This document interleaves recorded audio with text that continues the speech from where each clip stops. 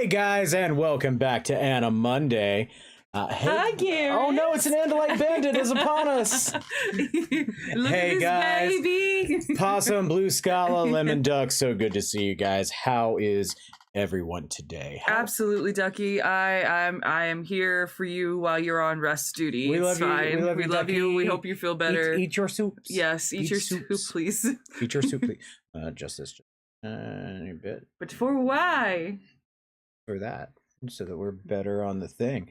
All right. So today is a very special Anna Monday because one, it's the first book featuring Axe as our point of view character. Second, this is actually the very first Animorphs book I ever read. Like, I saw this cover at the bookstore. So, oh God, where was that? That was downtown Mount Airy. There was a bookstore there, and I saw this book here and this crazy shit going on the cover, and I was like, oh well, I definitely need that in my little prepubescent life. And I picked it up, and I never put the series down again. And I'm very excited. So one of the things about Axe being the point of view character in this particular book is that both Honey and Ash, the other two members of the Love Story team, have coded Axe, as well as most people in the chat, have coded Axe as being hella autistic coded. So hella autistic. So yeah. The good news is we've got Honey here to give autistic interpretation, autistic analysis. We've also got... This is very important. We've also got Ducky in chat to chime off with their experiences as well, and how they relate to what we're going to find in the... Now, if I remember right, this also deals with themes of military disillusionment. Oh, good. I don't know if it's this one. Goody. I don't know if it's this one or another book with Axe down the line. We're just gonna hit all my levels of trauma today, aren't we? I Okay. literally do not remember much about this book. I have not read it since I was a little kid. Yeah, Possum. I got it too. Yeah. Possum. If you, this is for Possum and for anyone in chat. If we're reading something and you have something, some insight about your own experiences with neurodivergence, or military stuff, or being a blue shape-shifting alien with an androgynous human form. I want to be a blue shape-shifting alien with an androgynous human form. Wait, you're not? Wish.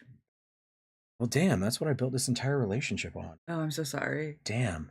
I know. Well, I'm in too deep now. Yeah. I gotta stay with you until you finally give up the location of the... I don't know what you're talking about. Of course not. All right, so without further ado, we are going to go ahead and get started with Animorphs number 8, The Alien.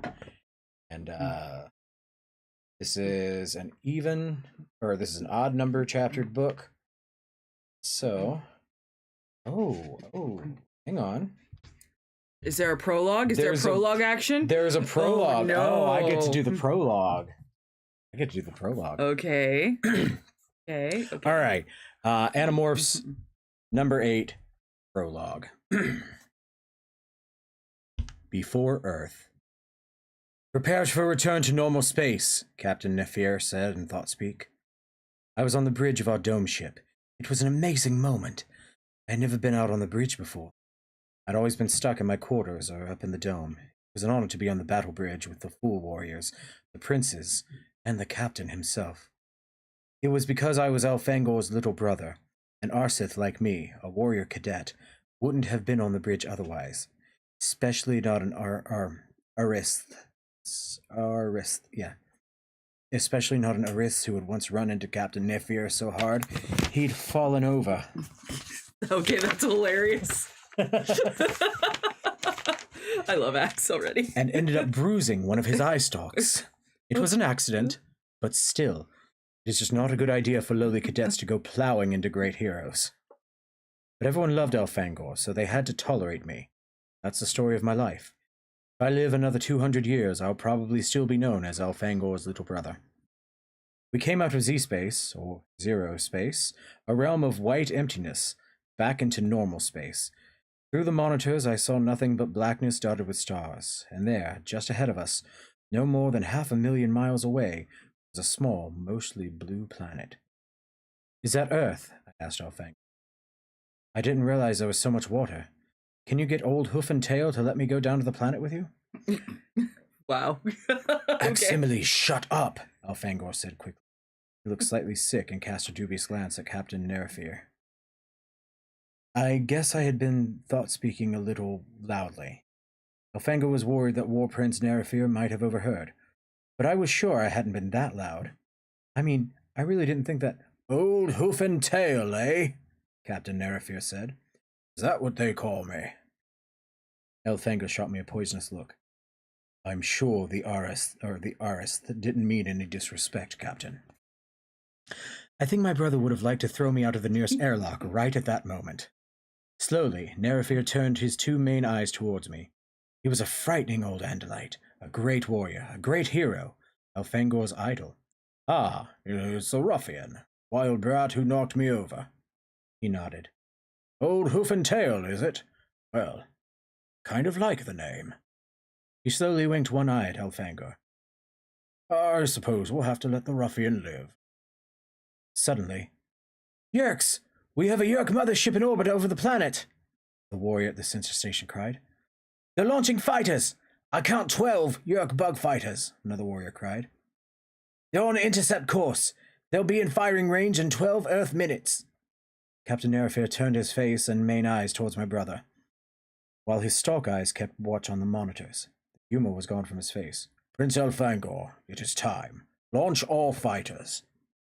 Elfangor hadn't waited for orders. He was already halfway out the door. My tail banged into the doorway as I plowed after him. Get to the dome, Aximile, Elfangor said. But I want to fight, I said. I can fly a fighter just as well as— Do not argue with me, Aximile. Aris, do not go into battle. Not a full warrior yet.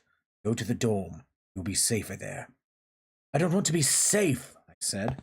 The warrior cadet, has to obey orders. Fangor was my brother. He was also— I could hear the thought-speak announcements coming from the bridge. Yerk bug fighters, closing in fast. We're entering the outer gravitational field of the planet. Elfangor and I came to a pair of drop shafts. Warriors were zooming down, heading for the fighter bays. I would have to go up and reach the dome. The upward drop shaft was empty.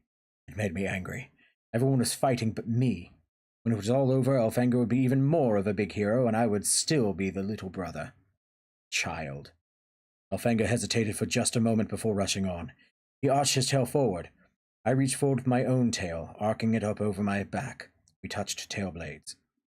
You will have your chance to fight, Aximile, my brother said.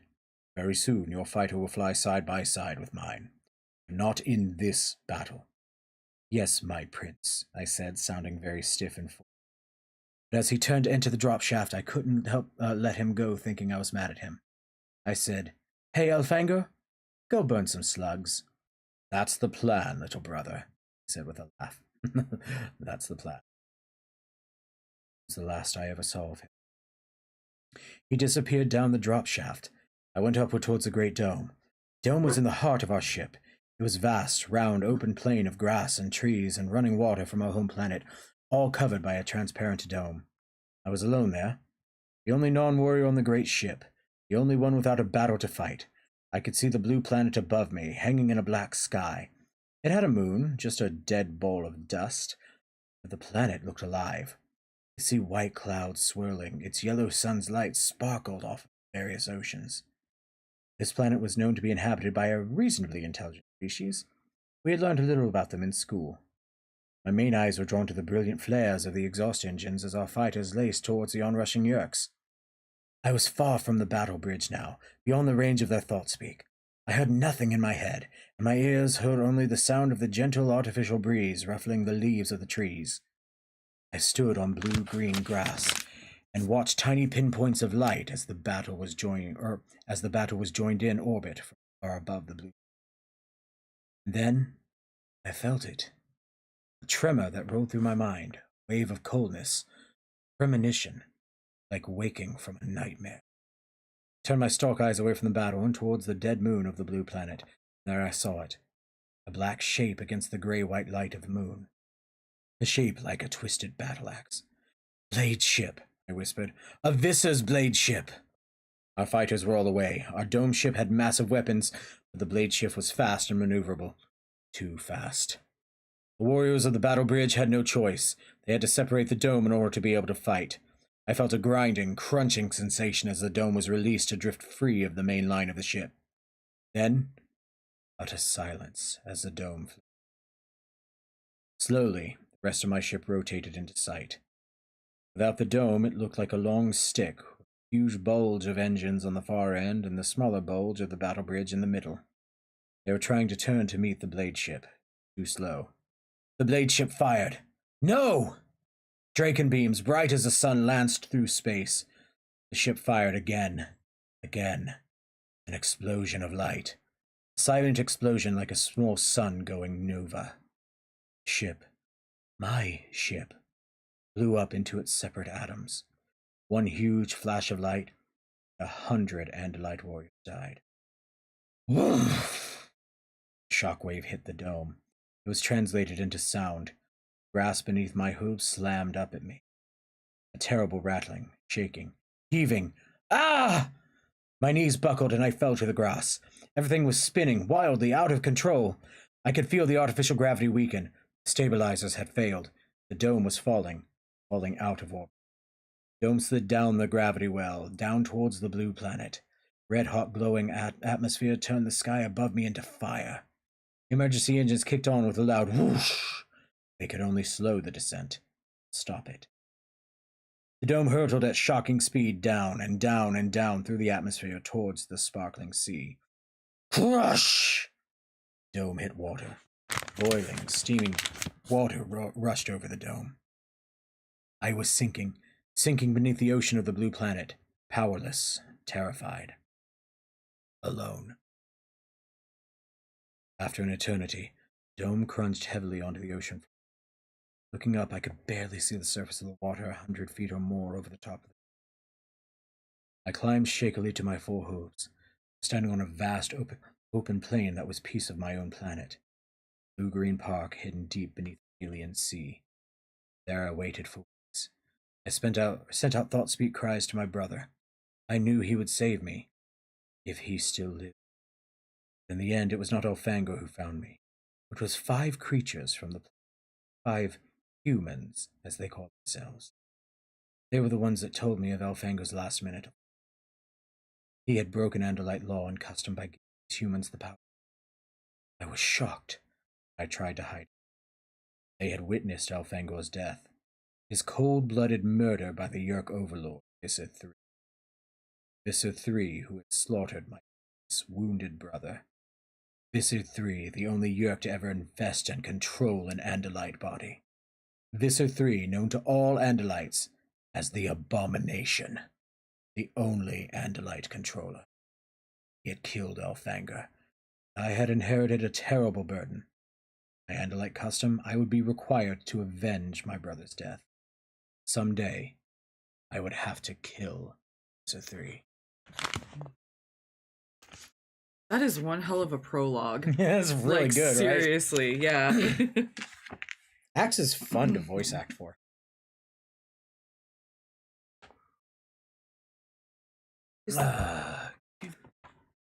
Is this in a different font than the other ones? No, it's the same font. Are you sure? I'm fairly sure. Okay. Mostly because Scholastic was pumping these out as fast as possible. Yeah, I'm just curious about that. I'm gonna look at the rest of them afterwards. I'm gonna do a tism. Do a heckin' tism, baby. All right, yeah, that was really good. That's a really good prologue. Yeah. Let's catch up on chat real quick. Yeah, let's figure out what's. All right, Ducky Coding and Andalite Reinhardt.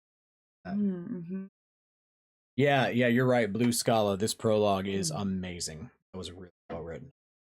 It's great. All right, are you ready? All right, chapter 1. Chapter 1. Earth. The first thing an Andalite may notice about humans is that they walk around on only 2 legs. It is very strange to see so many creatures balancing that way. But despite this, they seldom fall over. From the Earth Diary of Aximili Esgaruth Isthil. My full name is Aximili Esgaruth Isthil. My human friends call me Axe. I am a young Andalite. I have 4 legs. I also have 2 arms, and I have a tail. I am told that I look like a cross between a deer, a scorpion, and a human. I've seen deer in the woods, and I don't agree. For one thing, they have a mouth, and I don't. And they have only 2 eyes, while I have 4. Okay, yeah, this is definitely autistic. As for scorpions, I've only seen pictures. There is some resemblance when it comes to the tail. An Andalite tail is also curved upwards and tipped by a very sharp blade. As an Andalite, I have the power to morph. It's not something we're born with. It's a technology. But we invented it, and we are the only race in the galaxy that has it. Except for my human friends, that is. They can morph too, but it's thanks to Andalite science, and thanks to the fact that my brother broke our own laws to give them this power. The one great problem with morphing is the time limit, 2 Earth hours. That time limit was the problem as my human friends and I set about on a particular mission. It was a mission that required careful planning and careful timing. It was a mission full of risks. We were going to a movie. This actually sounds like how you prep for going out with the group. Oh my god, it is actually how I prep for going out with the group. So yeah, yeah. Yeah, along with the like technicalities of technically correct, like with the deer thing. Yeah, that is absolutely autism coded. Yeah. So here's the deal, Axe, Marco explained. You can watch the first hour of the movie, but that's it. We can get you to the mall theater, and you watch for an hour. Then we have to get you back to the woods to demorph. A movie. Movies are an important part of human culture. I had decided if I was stuck on Earth among these aliens, that I should at least learn about them. Oh, same, bestie. Maybe I would never be the big hero Elfangor was, but I could surely become the biggest expert on humans. Of course, I would have to attend the movie in a morph. I couldn't go around in public in my own Andalite form. Humans would have been terrified, and the controllers, those humans who were infested by Yerk parasites, would have tried to kill me, which would have ruined the entire movie experience. I would have to morph, to take on a different body, but this particular morph was one I had done several times before. I didn't expect there to be any problems. We were standing together under the camouflage of the forest where I now live. Prince Jake, Marco, Cassie, Rachel, and Tobias were all there, although Tobias was some distance away. Okay, let's do this, Jake said, making sounds with his mouth to form words. He glanced at his watch. Rachel, you have the backup plan ready? Where does Axe go if he needs an emergency demorph? The dressing rooms at Nordstrom's. They're all big and private, the best dressing rooms in the mall. Cassie and I will be posted outside the theater, ready to rush him there if an emergency situation develops. And Rachel promises not to stop and shop in Junior Miss on the way, Cassie said, grinning. Jake glanced up at the sky. Up at the treetops, a red-tailed hawk floated on a warm breeze. Tobias, Jake yelled. All clear, Tobias called down in thought speak. I don't see anyone. Tobias is a nothlet, a person trapped in a morph. It is what happens if you stay beyond the 2-hour limit. Tobias is a human, but his body is that of a hawk. He has adjusted well to this bizarre new life. He lives in the forest with me. For a long time, I expected Tobias to ask me the question that must have haunted him day and night, whether it would ever be possible for him to escape his hawk body. But he never did. I guess he was afraid of the answer, so I didn't volunteer one. Okay, Jake said, let's do it. I began to morph, and the first thing I felt was a slipping, melting, almost sickening feeling as my internal organs began to shift around. Oh, God. There was a scary little jolt as my second and third hearts stopped beating. I heard a grinding sound from inside my body as my spine began to shorten. Soon I was in danger of falling on my face as my front legs shriveled. My arms grew thicker and stronger, but 2 fingers on each hand melted together to leave me with 5-fingered hands. My shoulders grew wider to support my large arms, and my hind legs grew sturdier as more of my weight was shifted onto them. The stalks on my head began to retract, and as they did, my stalk eyes grew dimmer and dimmer, like someone turning off the light. And suddenly they were gone, and I only had 2 eyes. I dislike that. Having just 2 eyes is so limiting. You can only look in one direction at a time, and you can't even look behind you. My spine began to shorten. In fact, it sucked completely out of my tail, which left my tail as limp as a rope. And then the weak remnants of my tail simply withered away. Grab him, he's going to fall over, Prince Jake said. He and Marco each took hold of me to keep me upright as my front legs disappeared altogether. Hey, clothing, Rachel said, making a face. Clothing! Don't forget the morphing suit, Axe!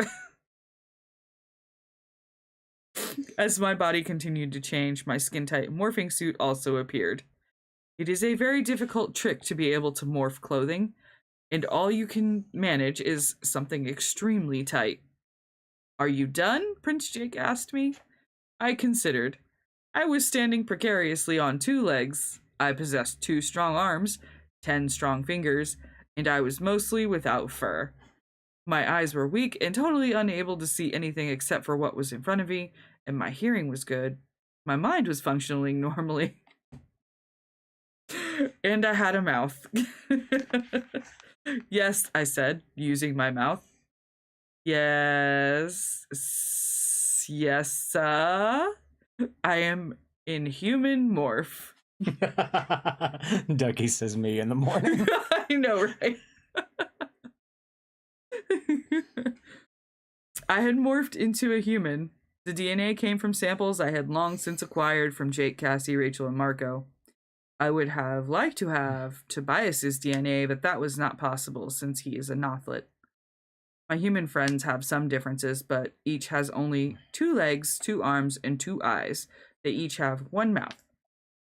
Prince Jake is large and pale in color with brown hair. Cassie is shorter and darker in color with darker brown hair. Marco is also shorter and medium color with long brown hair. And Rachel is taller and pale and has yellow hair. None of them has any sort of tail. This always makes my skin crawl, Marco said, staring at me in a sideways fashion. It's like the 4 of us were run through a blender. I swear he has my eyes. What's gross is I'll look at him and think, wow, is that guy cute? Rachel said. And then I'll see something that looks like Cassie, or worse, like me. What, Rachel in love with her own looks? Marco said, using an inflection of his mouth sounds that humans call sarcasm. Then he looked troubled. You tell me, is he autistic coded?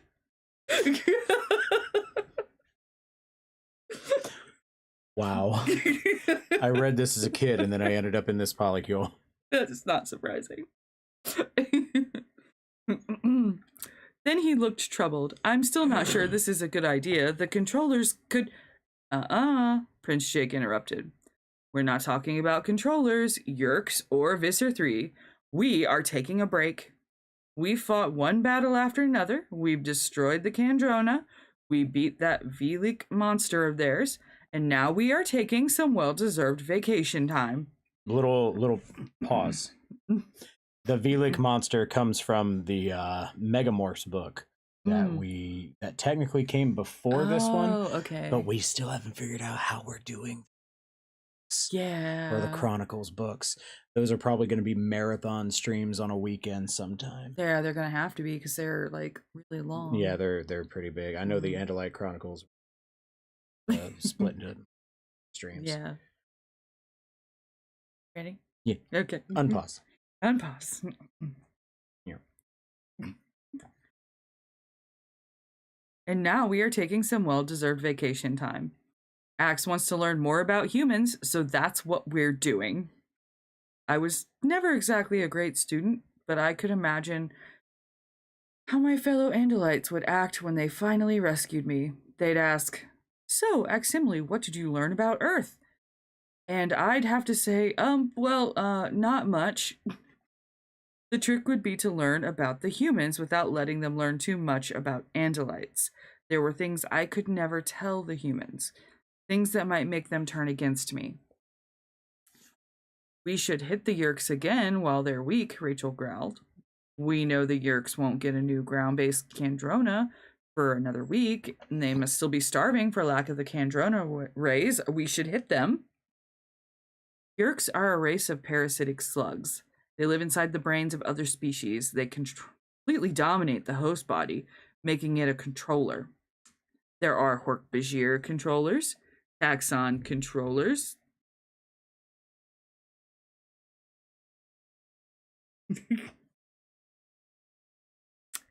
and more human controllers. Don't mind me.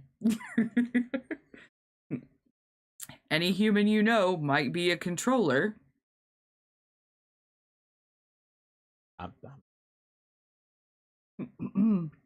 There is no way to tell unless you are an Andalite.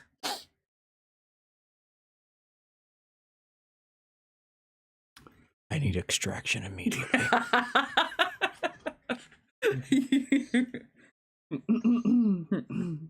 I sympathized with Rachel, but I also understood Prince Jake's caution. No warrior can fight all of the time. Look, you guys, Prince Jake said. We hurt the Yeerks. It was a good job. But we also know that they have a replacement Kandrona being set up, so don't assume they're weak. Besides, if they are weak, they sure haven't shown it. I expected to see Yeerks dying left and right and former controllers walking free again. Hasn't happened. Somehow they've maintained. We can't know what is going on with the Yeerks, Cassie pointed out. Just because we haven't seen them suffer doesn't mean they haven't. Okay, look, here we are again. Talking about Yeerks, Jake said impatiently. We have just come from a very, very unpleasant battle, and we came very close to ending up dead. And it's not the first time. So we are going to relax and be normal. We are going to the movie, and we are going to have fun. And no one, Rachel, is going to look for a fight. Don't you love it when he gets all forceful like that? Marco said to Cassie. He's just so Schwarzenegger sometimes. Let's open the 90s counter. All right. Blue Scala, you are on war crimes counter. Who wants to take the 90s counter? Because now we got one. Yeah, we got one. Okay, Axe, Jake said. Time to get dressed. Prince Jake, I am already wearing this garment, I said, pointing at the thing that covered my body. Wearing... Inga. It is an amazing sensation, making sounds with your mouth. Actual words are formed by vibrating your throat and positioning your tongue, but some sounds are better than others. Ing is a wonderful sound to make. He's vocally stimming. Yeah. What? Nothing, dear.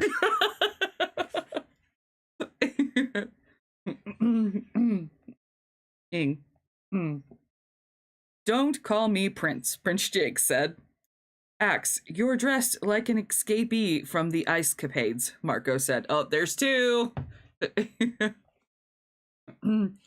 Ducky's on the counter. Yep. Excellent. Okay. You can't go out in public wearing tights and a spandex top, Rachel said.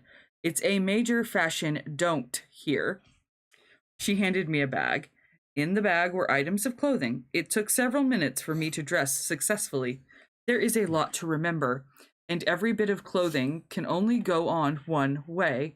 Socks go on the feet and not on the hands, for example. When I was done, they all stared at me. Even Tobias flew down to stare. Rachel? He looks like he's going to the country club to play polo, Marco said. I knew we shouldn't let you pick the clothes. He's like a bully magnet. Even I want to beat him up. It's a classic look, Rachel said angrily. Like you're Mr. Fashion, a person who dresses like Beavis? I think he looks cute, Cassie said. Well, that's the kiss of death, Tobias remarked from his perch on the tree above. It is? I asked. Just an expression, Axeman, Tobias said. You'll have fun. Axeman. That's what Tobias calls me sometimes. Come on, Axe, Prince Jake said, smiling. Let's do this. If anyone tries to beat you up, we'll protect you. Wow. Yeah, autism count like 16 at this point. All right, so while we're reading this chapter, keep an ear out for clues. This book was published July of 1997. We're going to assume that this is around that time period. I want to know what you guys think they're going to go see. I don't know what was in. Clearly, it's The Matrix. Clearly, it's The Matrix. That came out what, 1999? Hi, Wobble Dots. All right, possums with the autism count at 16. All right, autism counters at 16. 90s is at 3. We haven't reached war crimes yet. Don't worry, I'm sure we'll get there. I'm sure Blue Scala is going to have a lot to talk about with the war crimes. Speaking of war crimes, let's go. I did not understand the plot of that story, he said. We were in the movie theater. I was sitting. This involves bending your body and resting on the fat deposits halfway down the back of your body. That was a preview, Axe, Prince Jake said. It's just there to give you an idea of what the whole movie will be like when it comes out. Yes, I see. Why is the screen flat and two-dimensional? Flat. Flat-ta. Because that's how movies are. Ah. You want some popcorn? Go ask. He had one of the open boxes they had obtained. Moved it close to me. Is it food? I asked. Well, sort of, Prince Jake said. But Axe, you know how you get around food, okay? So remember, don't get carried away. Oh, no. I watched Marco eat some popcorn. I did as he did. I stuck my large human fingers into the box. I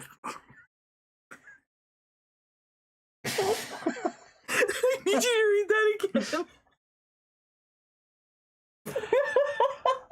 I stuck my large human fingers into the box. We broke, honey. I'm dying. Look at my face turn red. Oh my god.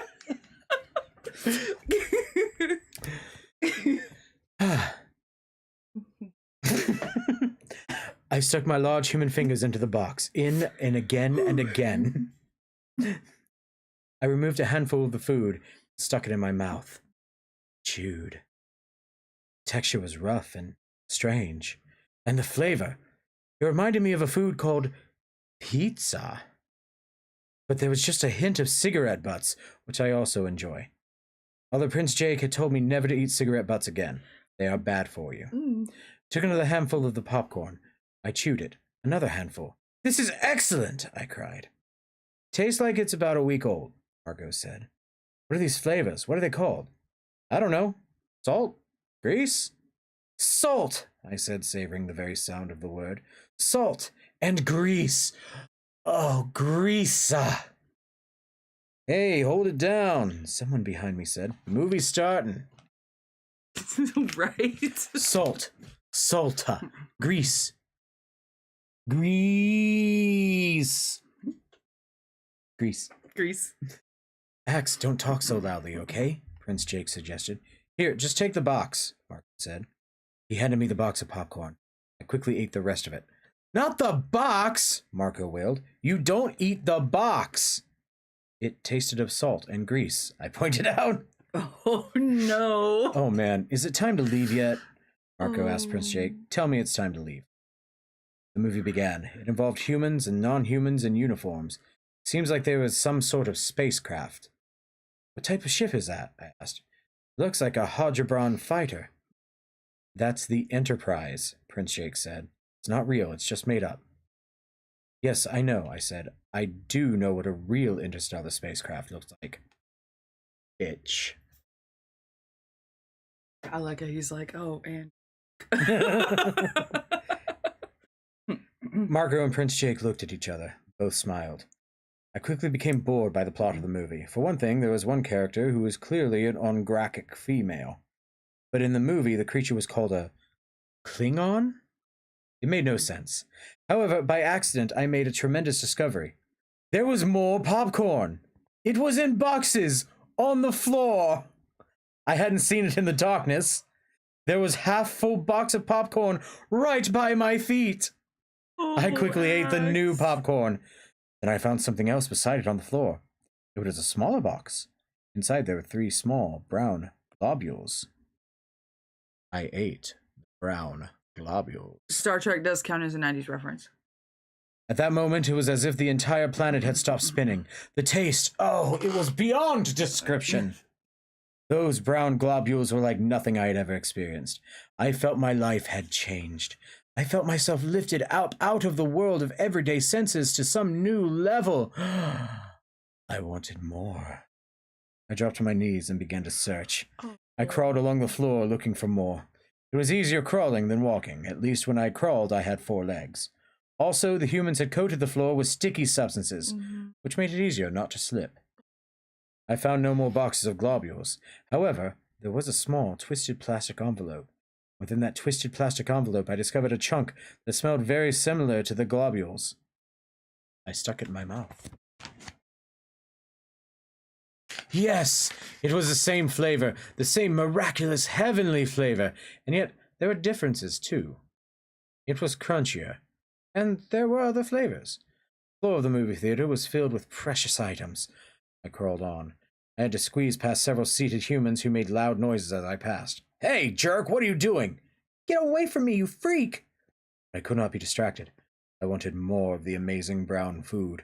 More! Yes! Success! Another small box. This one was half filled with brightly colored pellets, and yet inside each pellet, more of the magic brown food. More, more.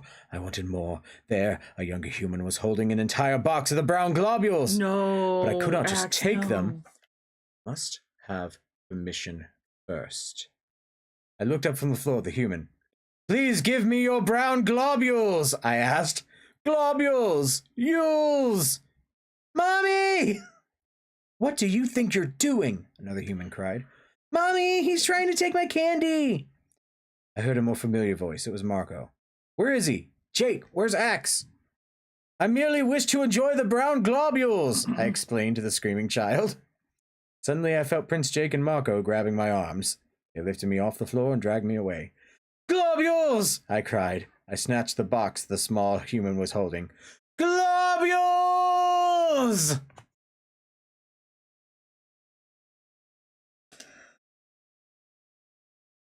Poor Axe. Oh my god.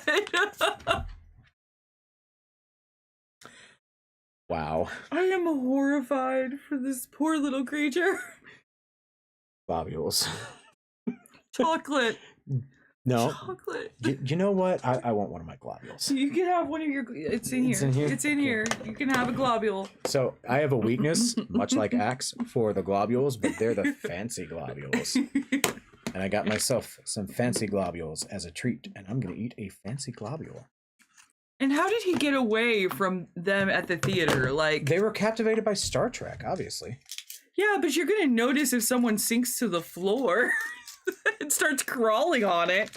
I can tell you with absolute certainty that while I've been enraptured by Godzilla movies, I have not noticed you guys sinking to the floor. You were also searching. I was not looking for globules. Welcome in, Luna. Hi, Luna. I didn't say you were looking for candy, but you were down there looking for some globules. Gross. All right, we're gonna move on to chapter 3 with that. Jeez.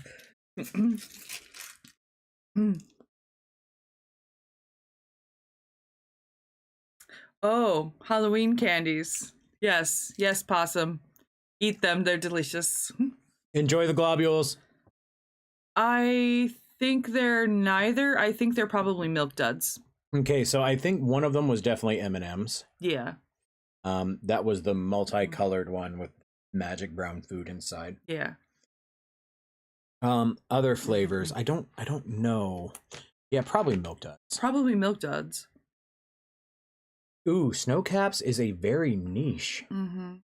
Oh, cinnamon rolls. Oh, we should have gotten cinnamon rolls for this. I meant to get sugar-free cinnamon rolls or gluten-free cinnamon rolls. We'll have to get it next time. Are we ready? Yeah, we're ready. Okay. There are many dangers for an Andalite in human morph. For one thing, there is the constant danger that you will fall off your 2 legs. The slightest push and you can topple over. But worse by far is the danger of taste. Taste is the sense that can drive an Andalite mad, especially if it involves cinnamon buns or chocolate. From the Diary of Aximili, as Garuth Isthil. By the time Marco and Prince Jake had half dragged, half carried me out of the theater, I was calm again. We emerged into a brilliant sunlit area where vehicles were parked. Okay, I think we've learned a lesson here, Prince Jake said. No chocolate for Axe. Chocolate? Chocolate? I said, trying out the word. The brown globules are called chocolate? What about the brightly colored pellets? Oh, here we go. Actually, the globules are called raisinets. Hey! The pellets are M&Ms. Hey! Are you under control now, Axe? Prince Jake asked. I couldn't tell if he was angry or amused. Yes, I said shakily. The flavor. It was just so wonderful. Cassie and Rachel emerged from the mall behind me, and they watched curiously but kept their distance. As always, we were careful not to appear to be a group. The controllers are everywhere. Suddenly I heard a ThoughtSpeak message. Hey, you guys, was the movie that bad? It was Tobias, on patrol far overhead. Of course, no one could answer him. Humans can use thought speech only when they're in morph. And since I was in a human body, I too was restricted to spoken language. There's kind of a thing going on, Tobias said. Just around the corner from you, some guy staggering around and screaming at the top of his lungs. Cops are coming pretty fast. I'm pretty sure I heard the word yerk. He's heading your way. Just then, I began to hear it too. It was a human shouting in a loud, hoarse voice. Over there, Marco said tersely. A man appeared. He seemed to be having difficulty standing up. He leaned against the outer wall of the store and staggered forward. Humans stared at him and moved away. Listen to me. Listen to me, he cried, looking around wildly. They're here. They're here. They're everywhere. The yerks are here. My human body felt as if it had been jolted with electricity. Human bodies become very tense when surprised. I could see that Prince Jake and Marco were having the same reaction. I heard sirens wailing and drawing closer. What do we do? Marco asked. Prince Jake turned quickly back to Rachel and Cassie. He made a gesture with his hand. Split up, he said. They're here, the man cried. Aha! He suddenly clapped both his hands over his left ear. Got you, die, die. He's a controller, I said. The yerk in his head is dying. Jake met my gaze. I know, he said. Been there. I nodded. Jake had been made into a controller, though only for a brief time. We had been able to imprison him and starve the yerk. Yerks live in the brains of other species, but every 3 Earth days they must bathe in the yerk pool and soak up Kandrona rays. Without Kandrona rays, they starve and die. Kandrona rays are beamed from a device called a Kandrona. Actually, it's a Kandrona wave particle generator. The rays are beamed and then concentrated in the yerk pool where the yerks feed. We had found and destroyed the Earth-based Kandrona. Why is this happening now? Rachel asked. It's been weeks since we destroyed the Kandrona. Nothing ever seemed to happen. So why now? I shrugged my shoulders the way humans do to indicate ignorance. I don't know, Rachel. Maybe the Yeerks have reached their limit. It would have been a strain on their resources to shuttle controllers back and forth to the mothership. Maybe something was broken. I didn't think things just broke for you, space people, Marco said. Things break, I said truthfully. Break. Ache. Well, whatever. Scratch one Yeerk, Marco said harshly. The man was screaming now and yanking at his ear. I could just see the slimy tip of the dying Yeerk as it slithered out of the man's head. Can't we help him? It was Cassie. She and Rachel had defied Prince Jake's order to split up. They were with us now as we watched, horrified and transfixed. We have to stay clear of this, Prince Jake said. But maybe it's finally starting. It may just be this one guy, but there may be more. Finally, I expected this to start happening weeks ago. Yeerk's dying, controllers suddenly free and human again. He grinned. It was a savage look. They'll die and their hosts will be free. At first, people will think they're nuts. But when they have 10, 20, 50 all yelling about the Yeerks, they won't be able to cover that up. Not for long. His voice had risen, becoming higher, and the words coming out faster. He was obviously excited. Suddenly, an ambulance raced up, followed by 2 police cars, all with flashing lights and screaming sirens. Ha, Marco said. I'm sure some of the cops are controllers, but they can't all be. Jake's right. The truth will get out. This is going to work. The truth is going to come out. The replacement Kandrona is supposed to be here soon, Rachel pointed out. We should have seen a lot more of this. The Yeerks must have found a way to keep this from happening till now. Rachel is a true warrior. She does not underestimate her enemies. She was not ready to start talking about victory. But the others were all very happy. They believed that many Yeerks would die and that the hosts would be free to tell the world the truth. They believed they had won the war. It made me sad for them, because I knew the truth. I knew how the Yeerks operated. I almost told Prince Jake right then. He has a special reason to be hopeful. His brother Tom is a controller. There is nothing Prince Jake would want as much as his brother's freedom. But I knew this screaming controller with the dying Yeerk in his head was just an oversight. Something had gone wrong with the Yeerk's secret efforts, but I knew that there would be no witnesses. I knew what would happen to this poor, shouting human. Jake was my prince now, my leader, but if I told him, it would lead to questions, and I could not answer questions, not without revealing the terrible truth behind the law of Ciro's kindness. Humans rushed from the ambulance and the police cars. Most, as Marco had said, were probably true normal humans. They grabbed the screaming man who was still pulling the Yeerk from his ear. Oh Lord, what is that? He's pulling his brains out, one policeman cried in horror. The Yeerks, they're here, the human screamed. Die, die, get out of me and die. Freedom! The police surrounded the man and hustled him to the ambulance. It was hard to see unless you were expecting it. The moment when one of the policemen drew a small steel cylinder from his pocket and pressed it against the back of the man's neck. I can't believe it, Cassie exulted. Maybe it's really going to happen. Maybe people will realize the truth. They have a real live Yeerk now, Prince Jake said. They can't cover this up forever. Again, I thought of telling them the truth. That the human was already gone. That the Yeerk slug would crumble into dust, and that no evidence would be left behind.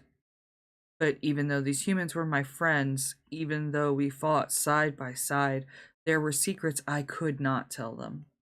I could not tell them how a race of parasitic slugs had come to be a danger to the entire galaxy. I could not tell them why we Andalites had to fight the Yeerks, why we had no choice but to fight them, why we hated them so deeply. We have secrets, we Andalites, and the greatest secret of all is our own guilt. This is great, Prince Jake said, smiling. Yes, I said. Great. Did the Andalites make the Yerks? We'll find out. Oh my god, I bet they did. Oh. All right, Blue Scala. Would that count as a war crime? Since they caused the destruction of the Kandrona, they technically caused the Yerks to starve to death.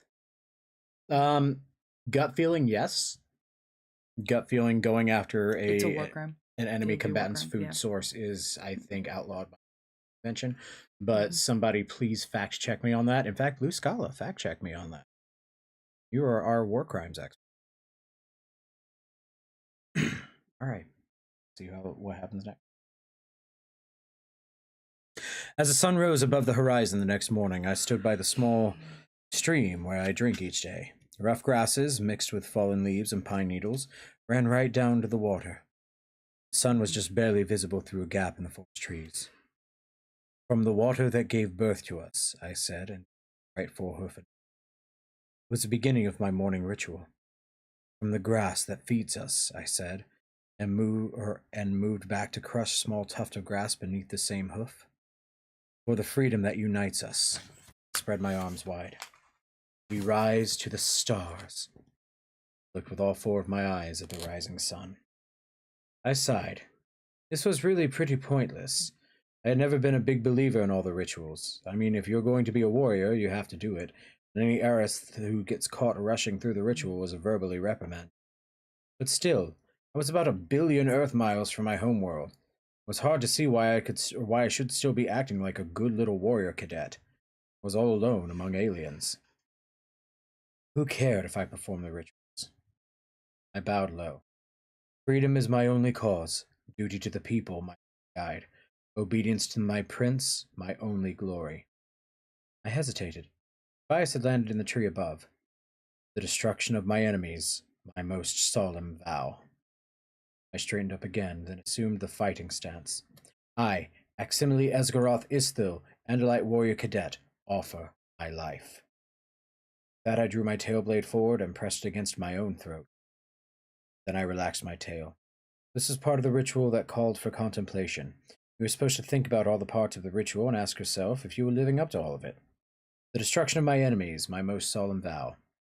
That was the part that stayed my voice. I had not destroyed my enemy. My enemy was terrible and powerful. If I tried to destroy him, I would be the one killed. That didn't matter. What mattered was the enemy, the creature who had murdered my brother, not in battle, but as he lay almost helpless. It was the humans who told me the rest of Elfanger's story. As the dome went crashing down into Earth's sea, my brother's fighter was damaged by the Yerks. He landed in an abandoned construction site. There were 5 human youths passing by: Jake, Cassie, Marco, Rachel, and Tobias. Elfangor was dying. He knew that Earth was now defenseless. He told the 5 youths about the Yerk threat. Then he did what he should not have done. He gave them a weapon to fight the Yerks. He gave them the Andalite power to morph. Never in all of history has any non-Andalite been given the power to morph. It is against our major law, the law of Ciro's kindness. Only one other creature can morph, the Yerk who invaded and took over an Andalite body. He is the only Andalite controller. There are hundreds of thousands of Hork-Bajir, taxons, and humans enslaved that way, but only one Andalite. Only one Yerk has an Andalite body and the power to morph. The humans told me of Elfanger's last battle, how Visith III had morphed into a huge monstrous creature, how Elfanger had fought to the very end, lashing out helplessly, how Visith III had opened his jaws.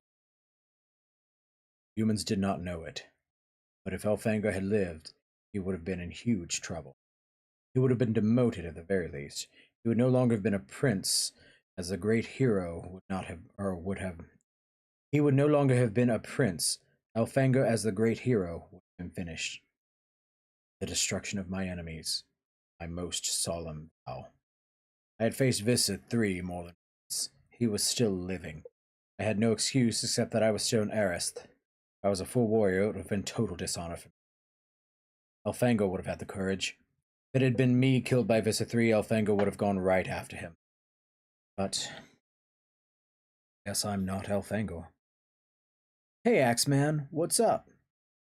I am fine, Tobias, I said. Actually, I was not fine. Tobias being there reminded me that I had something planned for this morning. I was nervous. Maybe that's why the morning ritual had not left me feeling supposed to. I was planning to do something very frightening. I was planning to go to school. Not to be too curious or anything, but what was that you were doing? I've seen you do it before. Morning ritual. It reminds a warrior to be humble, serve the people. Sounds good, Tobias said. Yikes. Axe, don't step back. In fact, don't move at all. What is wrong? I asked. Don't you hear that? I listened. That rattling, hissing sound? I've heard it before. It's a rattlesnake, right by your leg. They're poisonous, you know. Ah, no. I didn't know. I turned to face the snake, saw it coiled in the leaves. What I did not see was when it struck. It was too fast to see, let alone avoid.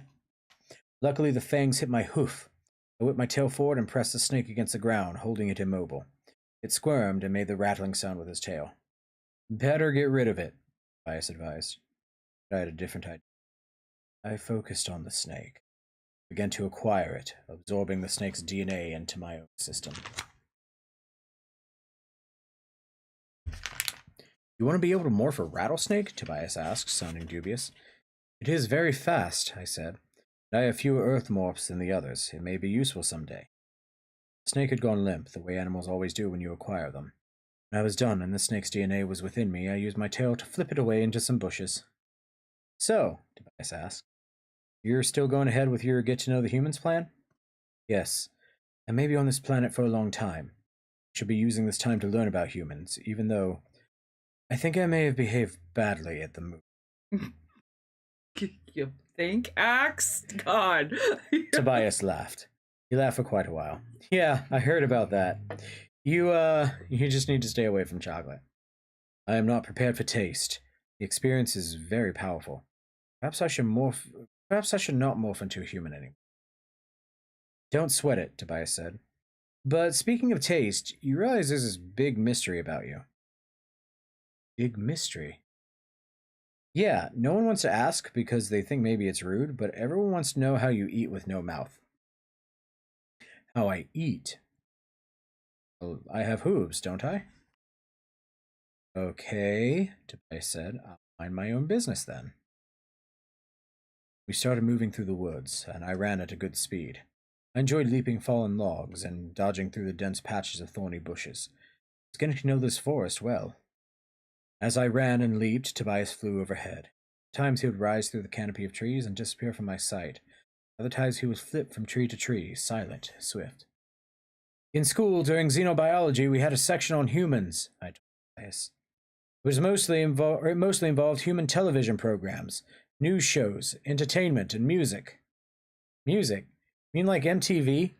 You were watching music videos on the Andalite homeworld? I don't remember what they were. I didn't pay very much attention to xenobiology. I wish I had now. A warrior is supposed to be a scientist and an artist as well as a fighter. But I didn't always enjoy that other stuff, so I didn't pay much attention. I suppose humans always pay attention in school. Absolutely, Tobias said. That's why I'm such an expert on the War of 1812. A war? Tell me about it. I was kidding, Axeman. I don't know anything about the War of 1812. We're just about there. Are you ready to start? We'd reached a narrow spur of woods. Normally I would not have dared to go this far because it was surrounded on three sides by human habitations, but Tobias was overhead, keeping his incredibly keen eyes open for any danger. Yes, I'm ready. Jake and Cassie are coming across the field. Time for you to morph. Time to get human. Tobias, will you... I mean, you will be alone today, while I'm with the others. What, like I can't get along without you, Axeman? I have places to go, things to do, feathers to preen, rodents to eat. Besides, Axe, Jake has already asked me to fly cover over the school while you're there. I don't know why, but it made me feel better to think that Tobias would be in the sky above me all day. Sometimes I think Tobias and I could be true Shorm. A Shorm is a deep friend, someone you never lie to, who knows all your secrets. The word Shorm means tailblade. See, it's supposed to mean a person that you would trust so much that they could put their tailblade right up against your throat and you wouldn't even worry. Sometimes I think Tobias and I could be like that. We're both cut from our own people. We are cut off from our own people. We're both alone.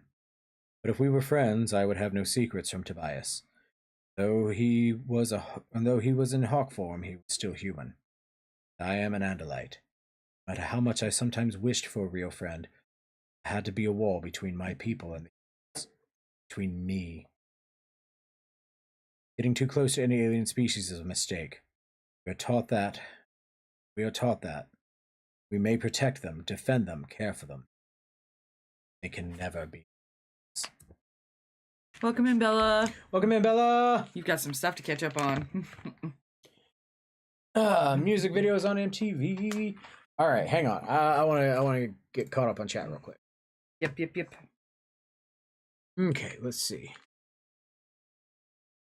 Potential mass starvation. Gar says it's not because you're only affecting the invading force.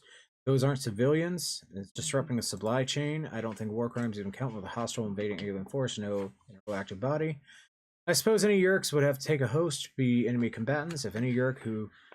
Ooh, see, these are really interesting arguments and really interesting dilemmas that I guys, I don't know how much you know about this series, but I promise every single thing you're talking about comes up in major ways later on in the series. There's oatmeal involved. I'm not kidding. This series is so good that it takes oatmeal and makes it a dramatic tour de force. I mean, yeah. It's a vampire bat theory. I love it. All right, you ready? The oatmeal. The oatmeal. Yeah, music on MTV is really a 90s thing. It doesn't exist anymore, and we're very sad. Also, earlier he said he couldn't thought speak unless he was a morph, but wasn't he morphed as a human when that happened? When what happened? Because he's still an Andalite right now. Yeah, I've noticed there's an inconsistency with the thought speech. Like they're switching back and forth between the thought speech and human form. At the theater, no, he didn't use thought speech at the theater. He was in human morph shouting at a child. As one. That's even worse. Poor Axe. Oh, poor Axe. Okay. And you're getting all the cool diarrhea. I am. I think it's every other chapter, so I think I get all of the diary entries.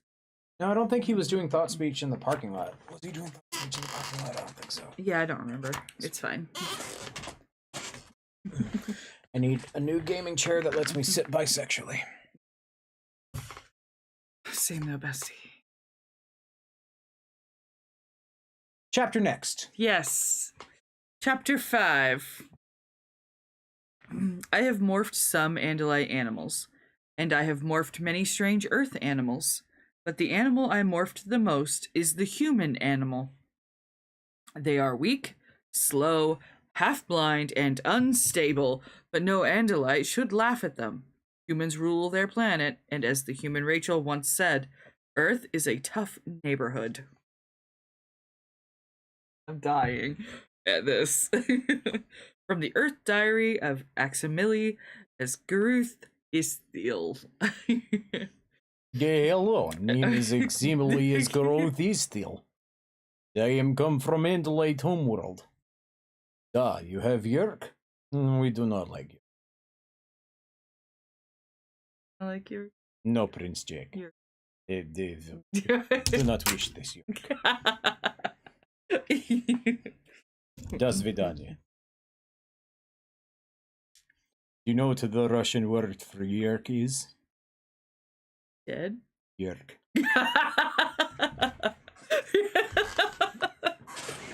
Would not expect you know that, capitalist pig.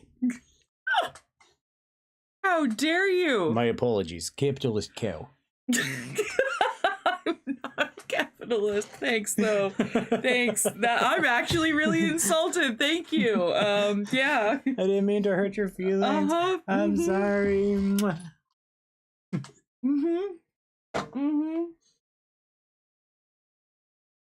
I peered through the trees.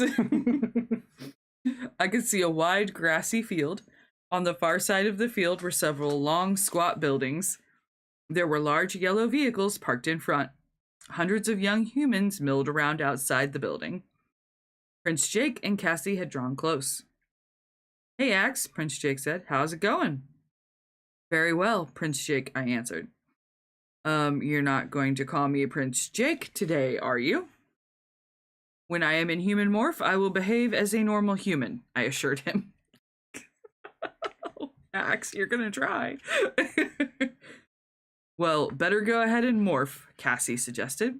I think we're clear, but I'll go up and take a look, Tobias said.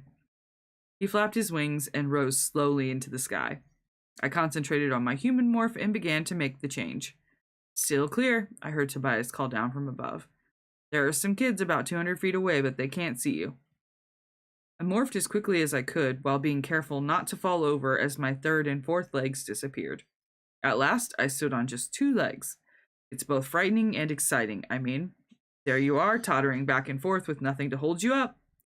Your feet can't grip, and they are too short to be of much help in balancing. All you can do if you start to fall is stand on one leg while you throw the second leg out to catch yourself. It's very unreliable. I don't know why humans evolved this way. They are the only species on the planet to walk around on just 2 legs, without wings or a tail to hold them up. And I've certainly never heard of any other intelligent species trying to walk this way. Hey, grab him, Prince Jake yelled as I began to lean back. Got him, Cassie said. She helped support me as I finished the morph. Last of all, my mouth appeared, a horizontal split in my face. Are you done? Prince Jake asked me. Yes, I am fully human. The sound delighted me. It's an amazing talent, this ability to make complex sounds. Human. Human. Human. Human. Human. Literally. Human. Human.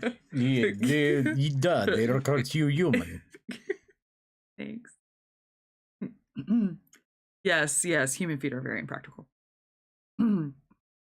Axe? Don't do that, okay? Prince Jake said. What? What, that. Where you play with every sound like it's a new toy. Rude. Yes, my prince.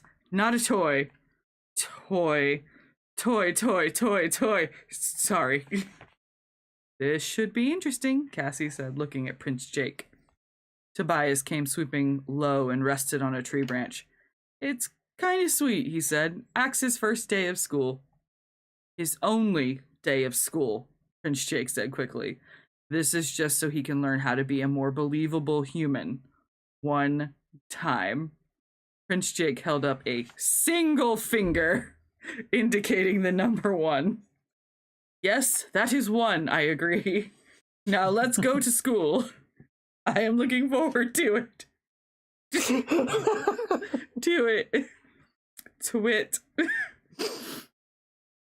Remember, you are my cousin Philip from out of state, Jake said while handing me a bag filled with garments. Philip, I repeated confidently. Philip. Lip. Fill up. Pa. I like the sound the letter P makes. I got dressed and set off toward the squat building that was the schoolhouse. Have fun, Tobias said. He sounded just a little wistful in my mind. It was a strange thing, I guess. I, an alien, could go to his school, but he could not. I will, I called back over my shoulder. Unfortunately, bending that way made me fall over. It takes practice to walk on just 2 legs. He's so autistic coded. Okay, so I'm noticing some themes that are really good, and I'm super digging them. Okay, so the theme that the couple themes that I'm seeing play out here, there's obviously isolation. Isolation is actually the core theme in this book, which is why I always thought it was really interesting that Axe and Tobias bonded, is because they are both isolated. Even in their friendship, they are still isolated from one another because of the world. and it's really interesting. I think it is part of the queer experience, and I would imagine part of the autistic experience to bond over shared isolation.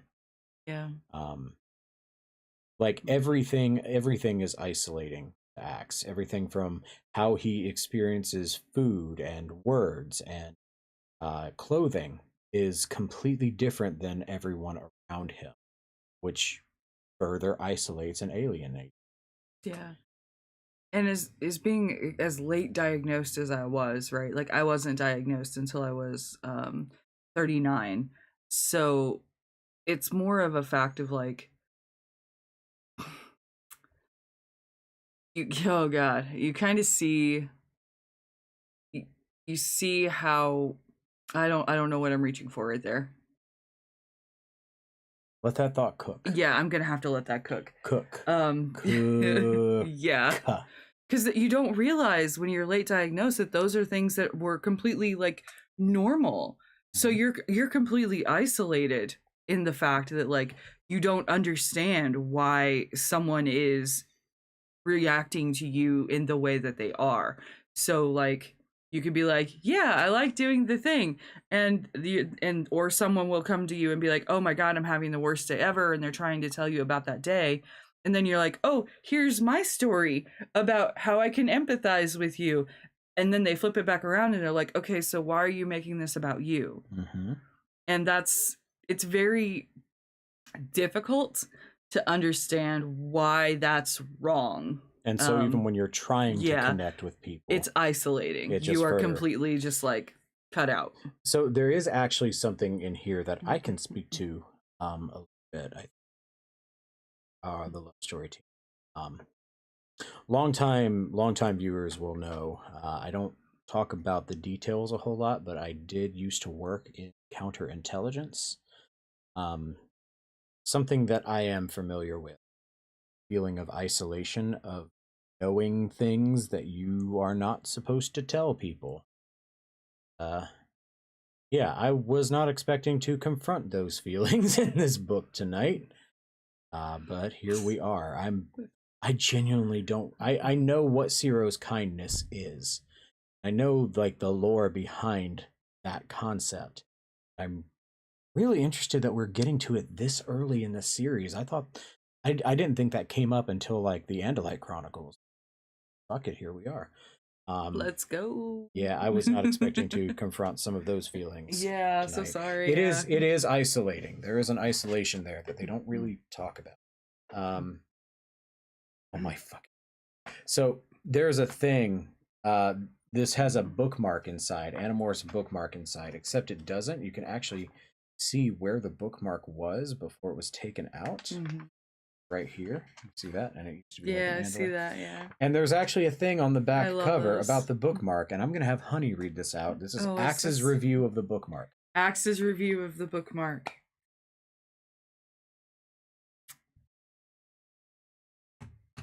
God, I love him so much. Bookmarks are not meant to be eaten, though they taste quite good. Lemon Duck says the feeling of never belonging. Yeah, that is a very, very strong feeling throughout this whole thing. God, I love it. I can see why it caught me. Oh yeah, for sure. I can see why with this book specifically came at you. Little baby Nathan had no fucking chance. No, you didn't have any. A human has only two eyes. Both of them are on the front of the face. It is the same with most Earth species. These human eyes are very similar to our own main eyes, but humans seem fascinated by my stalk eyes. One of the humans, Marco, has said they creep him out big time. I believe this is a compliment. Oh no. From the Earth Diary of Aximili Esgaroth Isthil. Here it is, Cassie said. School, or as I like to think of it, purgatory. The school was very active. There were large numbers of humans racing about at high speeds. Others moved very slowly and seemed sad or ill. Many carried books. Most made mouth sounds. As usual, they were dressed in a shocking variety of clothing. Clothing is not a uniquely human idea, but of course Andalites do not indulge. However, when I am in human morph, I must wear clothing. All of my human friends, even Tobias, agree on this. They agree very, very strongly on this one point. Oh no. I saw Poor I saw Rachel and Marco approaching through the crowd of humans. My other human friends tell me that Rachel is beautiful and Marco is cute. As an Andalite, I don't observe either trait. However, when I am in human morph, I begin to see that Rachel actually is very beautiful, but I never see that Marco is cute. At school, the Animorphs must pretend not to be very close, so any suspicious human controllers will not begin to think of them as a group. Hi, Marco, Rachel, Prince Jake said. Meet my cousin, Philip. Yes, I am Prince Jake's cousin Philip, I said. I am from out of the state. Marco made a smile with his mouth. You're from way, way out of state. Don't call me Prince, Jake hissed. Nice to see you again, Philip, Rachel said and winked. Since she really was Jake's cousin, she would have already have met Philip. See you guys later. Good luck. You'll need it, Marco added. We went inside the school building. It seemed to be nothing but a very long corridor filled with humans. Along each side of the corridor there were doors. Some of the doors were large. There are hundreds of much smaller doors. I observed people opening the small doors, but no one ever went inside. Where do those doors lead? I asked. Nowhere. Those are lockers, Cassie said. Everyone has a locker. See? There's my locker right there. We went to Cassie's locker. It was decorated with shiny pendant. The pendant had a wheel with numbers on it. Cassie spun the wheel back and forth. Is that a ritual? I asked. Ritual. No, that's a lock. It keeps people out. Why? So they won't steal my stuff. She opened her locker and began putting things in and taking them out. What's that? I asked. That. It's just a picture, Cassie said. She quickly closed the door of her locker. It looked like a picture of Jake, I pointed out. Why would you have a picture of him when he's right here and you can see him? Cassie shrugged and looked down at the ground. Humans have many facial expressions. I believe this one indicated either sickness or embarrassment. Come on, Axe, Prince Jake said. He was smiling at Cassie, and she was continuing to look sick or embarrassed. We'll see you later, Cassie. Time for first. Just then, a terrible, mind-shattering sound. Bring! I spun around. I raised my human arms, ready to use them for defense. I wished I had my tail. It's a terrible thing to be without a tail in a fight, but I was ready to do the best I could with my human body. Axe! God. Philip! Relax! Bring! That noise! I cried. What kind of beast is that? Axe, it's just a bell for first period, Jake said. Take it easy. People are staring. It's not a threat? No, it's not a threat. It's depressing, not dangerous. I followed Prince Jake as he led the way down the hall. It was difficult to forget that horrible noise. When humans are threatened, their bodies are flooded with a chemical that makes them hyper-alert, fearful, and aggressive. The chemical is called adrenaline. My system was now flooded with adrenaline. It was very distracting. We entered one of the large doors. Inside were approximately 30 humans, arranged in small, confining seats. At the front of the room was a large table. An older human stood there. Everyone to your seats, the older human said. Prince Jake said, Mr. Pardue, this is my cousin from out of town. His name's Philip. He's just hanging with me today, okay? Just sit. Sit down, be quiet, and sit down. I could tell from Prince Jake's facial expressions that he was troubled. He took my arm and led me to the back of the room. Take that desk, Prince Jake said. Take it where? Where? I mean sit in it. I understood sitting. I was getting pretty good at passing for human.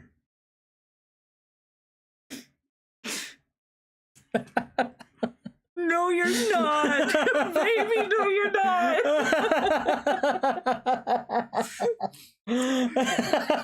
Max, I love you so much. Favorite character? Yes. Yeah.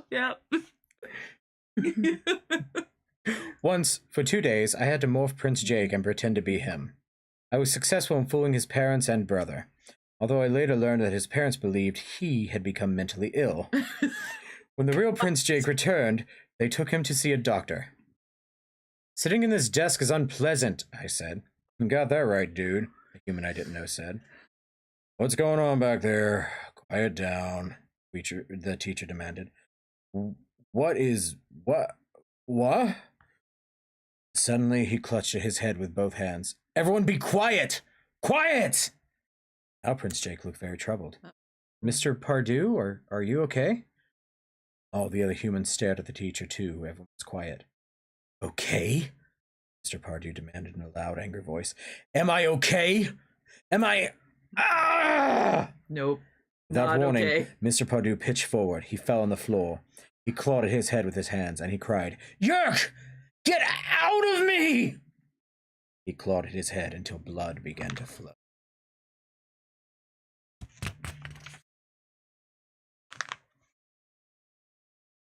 Axe is hella autistic. Axe is hella autistic.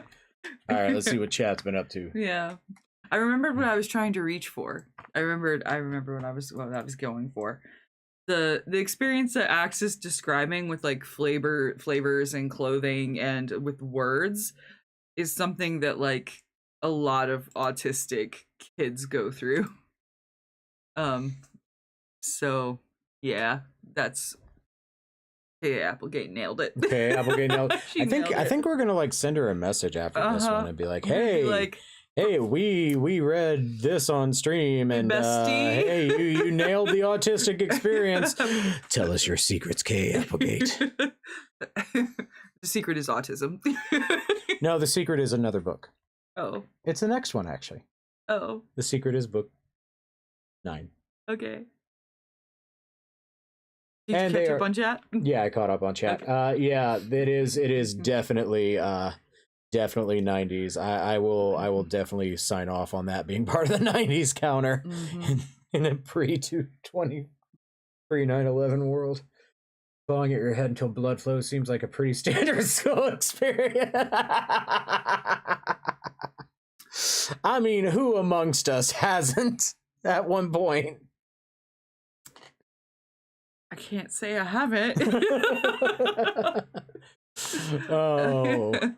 But yeah, like the fact that he gets overwhelmed by sounds and he gets overwhelmed by flavors, and it seems like he's struggling to deal and manage with emotions in the human body. Because alexithymia is a stock standard autism trait. This just like, did K.A. Applegate read the DSM manual for this, or he's also got that echolalia on fucking point. Yeah, and vocal stimming. Yeah, absolutely. The vocal stimming for sure. Both. And he's got not only the external echolalia, he's also got the internal. The internal? How do you see the internal? Because it's manifesting in how he's talking. Inside in thought speech. I haven't noticed him repeating specific phrases. He's not repeating it, but you can tell that it's something that he's really giving a lot of thought to. Interesting. Yeah. Yeah, she could have consulted a psychologist. I actually didn't know she had a whole team. I know that she and her husband Michael co-wrote these together under the name K.A. Applegate. She's Catherine Applegate and he was Michael Applegate, so together their powers combined, they did to become K.A. Applegate. But starting from, I can't remember which book, it was somewhere in the teens. Yeah, Gar, you are correct. Somewhere in the teens she started using a lot of ghostwriters, but I'm pretty sure this one was written directly by either her or Mike. I don't remember. But I'll look it up later. It might say. No, it's not going to say which one of them. Oh, this one says for Michael. Yeah, so it was written by her. So probably by her. Yeah. Which means that, oh no, Michael's autistic.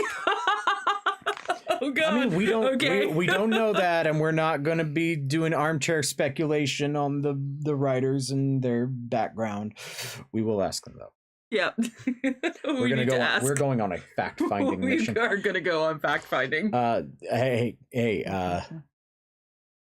K.A. Applegate, Catherine, Michael. First of all, thanks for watching. Appreciate you. Big fan. Got all your books. Huge fan. Looking forward to being disappointed in the movie adaptation that you guys left for creative differences. Hey, if you're watching the VOD of this, you nailed it. You nailed it, and I just want to know how. I want to know who. Whomst. Whose experience did you document here? You know, I legit honestly think watching a Godzilla movie with K.A. Applegate would probably be the highlight of my entire life. All right, we're going to start a movement and love story to make that happen. Good luck. It's never going to happen. Yeah. Chapter 7. Chapter 7. What, do you want to respond to that first? Oh, hang on. Is it a universal experience to be in denial when you're diagnosed with, well, anything? Denial lasted for me for a good while. Yes. Why don't you tell them? I refused for the longest time to acknowledge that I have CPTSD, even with a diagnosis on that. And that is the only contribution I can make. So no ADHD then? I have not been diagnosed with ADHD, and I definitely don't have it.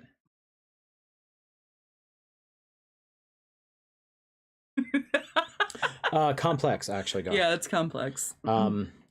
So you know, we'll chat about it later. I don't want to. Axe has that too, though. Axe has some form of PTSD. Absolutely. I think. Okay. So here's the thing. Axe has all of the ingredients for having PTSD, but I do not see any of the symptoms of PTSD manifesting in this book. I'm starting to see them. All right. What do you see? I would have to go back through with a highlighter, and I would literally highlight everything do not for you. Highlight my book. But it's the fact that I'm not going to do it to your book. I'm going to notate it, but not in the book. Yeah, don't notate on paper. My book. On a sheet of paper. Yeah, the ADHD denial call out, definitely. Yeah. I look, just watch how I play Silk Song. I do not have ADHD. I am laser focused. So what happens when that focus gets interrupted? Chapter 7. I'm just saying. Chapter 7. Chapter 7. Hey, what does chapter 7 sound like? The teacher cried as he clawed at his head. One of the humans began screaming, "What's happening? What's happening?" Someone else ran from the room into the hallway and began to shout, "Help! Help! Help!" Prince Jake and I sat very still, side by side in the back of the room. "Stop damaging our body!" Mr. Pardue cried. Then, as if he was answering himself, he said in a slurred voice, "Get out of my head! Get out of my head, you're finished!"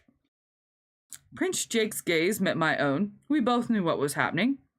"That makes 2, Prince Jake whispered. 2 that we've seen. Something is going wrong for them." Mr. Pardue began crying. He began cursing, all the while he writhed on the floor and the other humans stood around horrified and helpless. "Did you know this teacher was a controller?" I asked Prince Jake, making my voice very quiet. "No, he always seemed like a nice guy. I can't just sit here and watch this. Get out of me!" Mr. Pardue screamed suddenly. The yerk in the teacher's head was weakening. It was starving from lack of Kandrona rays. The human host, the real Mr. Pardue, was fighting for control. Suddenly, Jake stood up and rushed to the teacher's side. I was right behind him. I tried to grab his arm to stop him, but he was too quick. "Prince Jake," I snapped, but he ignored me. Prince Jake knelt by the teacher's bleeding head. "I know what this is," he whispered. "I know what this is, Mr. Pardue. Write it out. The yerk will die. You'll be free." Others were coming closer, close enough to overhear. "Stay back," I said to them. "There may be danger." I didn't know what else to say. It seemed to work. The others stayed back. Mr. Pardue rolled his eyes up to focus blearily on Prince Jake's face. Prince Jake grabbed the teacher's shoulder in a tight grip. "I've been there," he whispered. "I've done it, Mr. Pardue. I was a controller for a while. I survived. Just hang in." I searched the faces of the other humans, trying to see if they had overheard. Jake was my prince, but this was dangerous, foolish behavior. Suddenly, the door of the room opened, and I recognized the human who rushed into the room. Chapman. He is the assistant principal for the school. He is also a high-ranking controller. All right, kids, everyone out, Chapman snapped. Everyone out to the playground, out of the building. Mr. Pardue is just sick. You, Mr. Pardue cried. No, Chapman he's... I said out, Chapman roared. These humans fled, anxious to be away from this scene of madness. But Prince Jake did not move. He stayed by the human called Pardue. I saw his fists clenching. There was a dangerous light in his eyes. Chapman looked at me and then back at Prince Jake. Jake, you and your friend get out. For a frozen moment of time, no one moved. I held my breath. Would Prince Jake start a fight? If so, I would have to join him, but this was a foolish fight. Prince Jake could not afford to reveal himself. I grabbed Prince Jake's arm and yanked him up to his feet, and he glared furiously at me.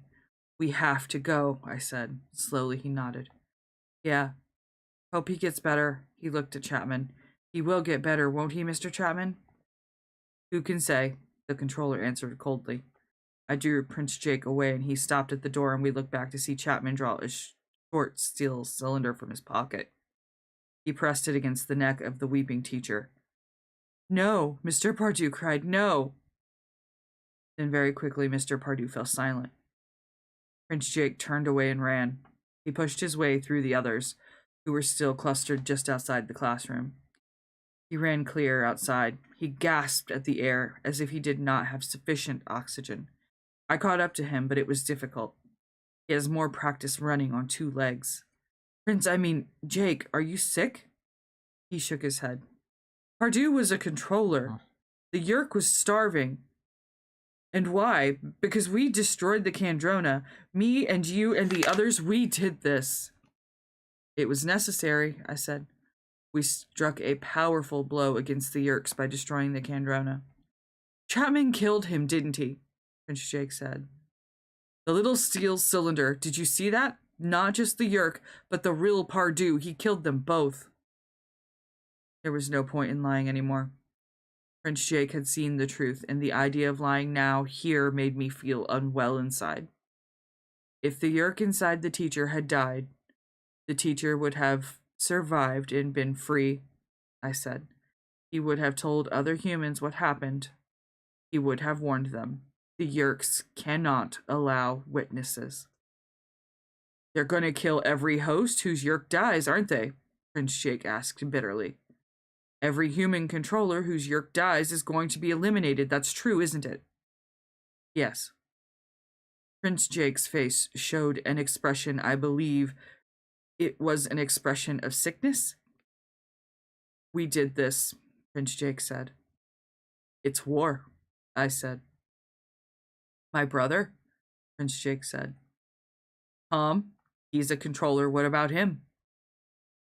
I had no answer. The Yeerks would save as many as they could, but if their emergency system was breaking down, they would do what they had to do and what needed to be done. They would eliminate any evidence. Prince Jake was staring at me. You knew they would do this. I glared back at him. Maybe it was the human adrenaline in my system, but I was becoming angry now. Angry at the accusing look in Prince Jake's eyes. Yes, I knew. How did you know? I hesitated. Prince Jake did not like my hesitation. He suddenly wheeled around and pushed me against the wall. How did you know the Yeerks would do this? Because it's happened before. You think this is the first planet the Yeerks have infiltrated? Do you think Earth is the only place where we Andalites have fought them? They don't leave witnesses. Prince Jake let me go, but he looked at me with unmistakable suspicion. I don't like you keeping secrets from me, Axe. I'm your friend. We're your friends. We should know whatever you know. You didn't tell me about this. Terrible things happen in war, I said. You did what you had to do. Destroying the Kandrona was part of that war. You can say it's a war, Prince Jake said, but I hate it. Love the warrior, hate the war. War. What is that? An old Andalite saying? Prince Jake asked sarcastically. Yes, my brother used to say it. Prince Jake looked at me for a very long time, and it made me uncomfortable. Same, though. You know something, Axe?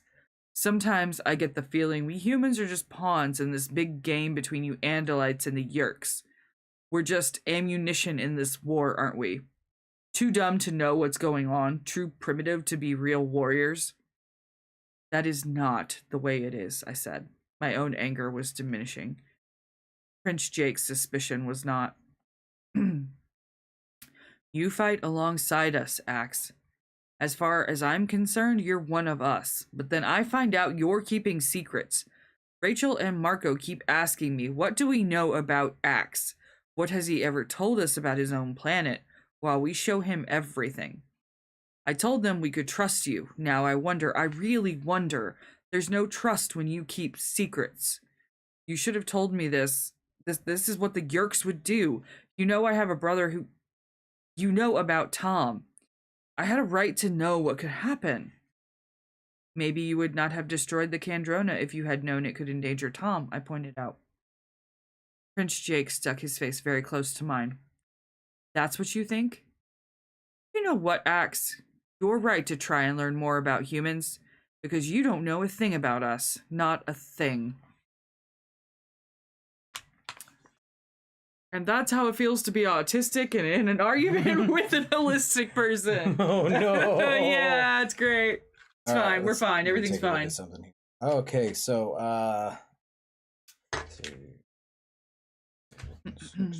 around 20 more pages. We're gonna go break. All right. Would you switch? Yep.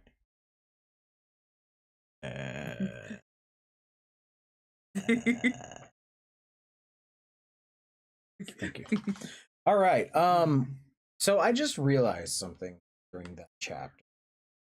First, Blue Scala mentions if they had put another Yerk in that teacher's head instead of killing him, it would have been the end of the Animorphs.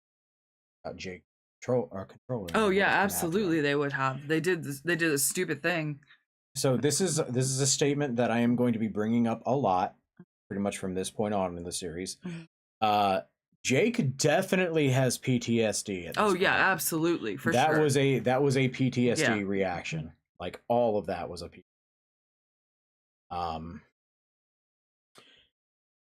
Second, I just realized I have to amend a statement that I use when talking about media. So I love Young Justice, and I promise this relates. I love Young Justice. I think it is the best piece of superhero media I have ever seen. And one of my arguments that I have for that, one of the things that I tell people to try to get them to watch it, is it is the only piece of media I know that devotes an entire episode to doing nothing but the characters going to therapy to deal with the shit they did in the episode. And I have to amend that now, because while these guys are not going to therapy, what is the plot of this book so far? The plot of the book, halfway through, is, oh shit, the things we did in the last book have consequences. Right. Like, there's no major action. There's no, like, you remember back to Marco's last book, there's no, like, I'm fighting my way through a mothership. There's just, oh shit, look at what we did.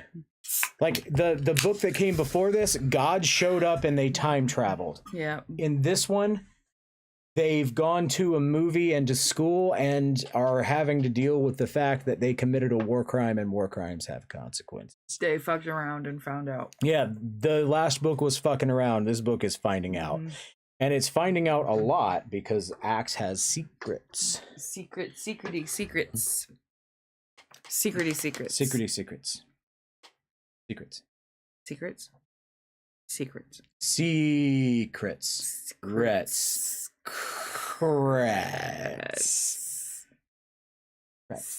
He likes the S sound too. He likes the P. The P sound is really good. Secrets. Secrets. Okay, we're How gonna many stop times have you heard me do that though? that. All right, I also It's a want P to. sound. I also want to look into something. Love the warrior, hate the war.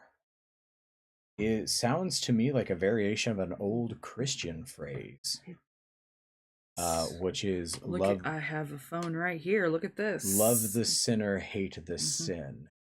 Gross. Um, Love the warrior, hate the war. yeah, look that up and see if that's like an actual thing, because it might be a variation on a Christian phrase. Gross. And yeah, that'd be. And Gar saying, "Don't hate the player, hate the game," and that has a very similar.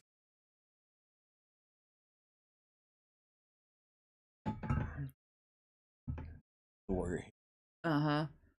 Apparently it's a military thing. Okay, well, So, yeah. okay, but that's from 2007. Oh, it does goes it farther back. predate? It goes back farther as loving the soldiers but hating the war. Okay, interesting. Yeah, so it goes back.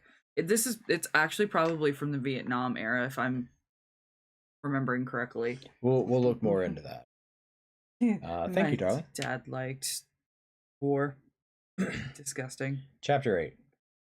An Andalite may think that humans are simple, open, trusting creatures. They are more subtle than they seem at first. Possibly this is because of their spoken language, for no word ever means just one.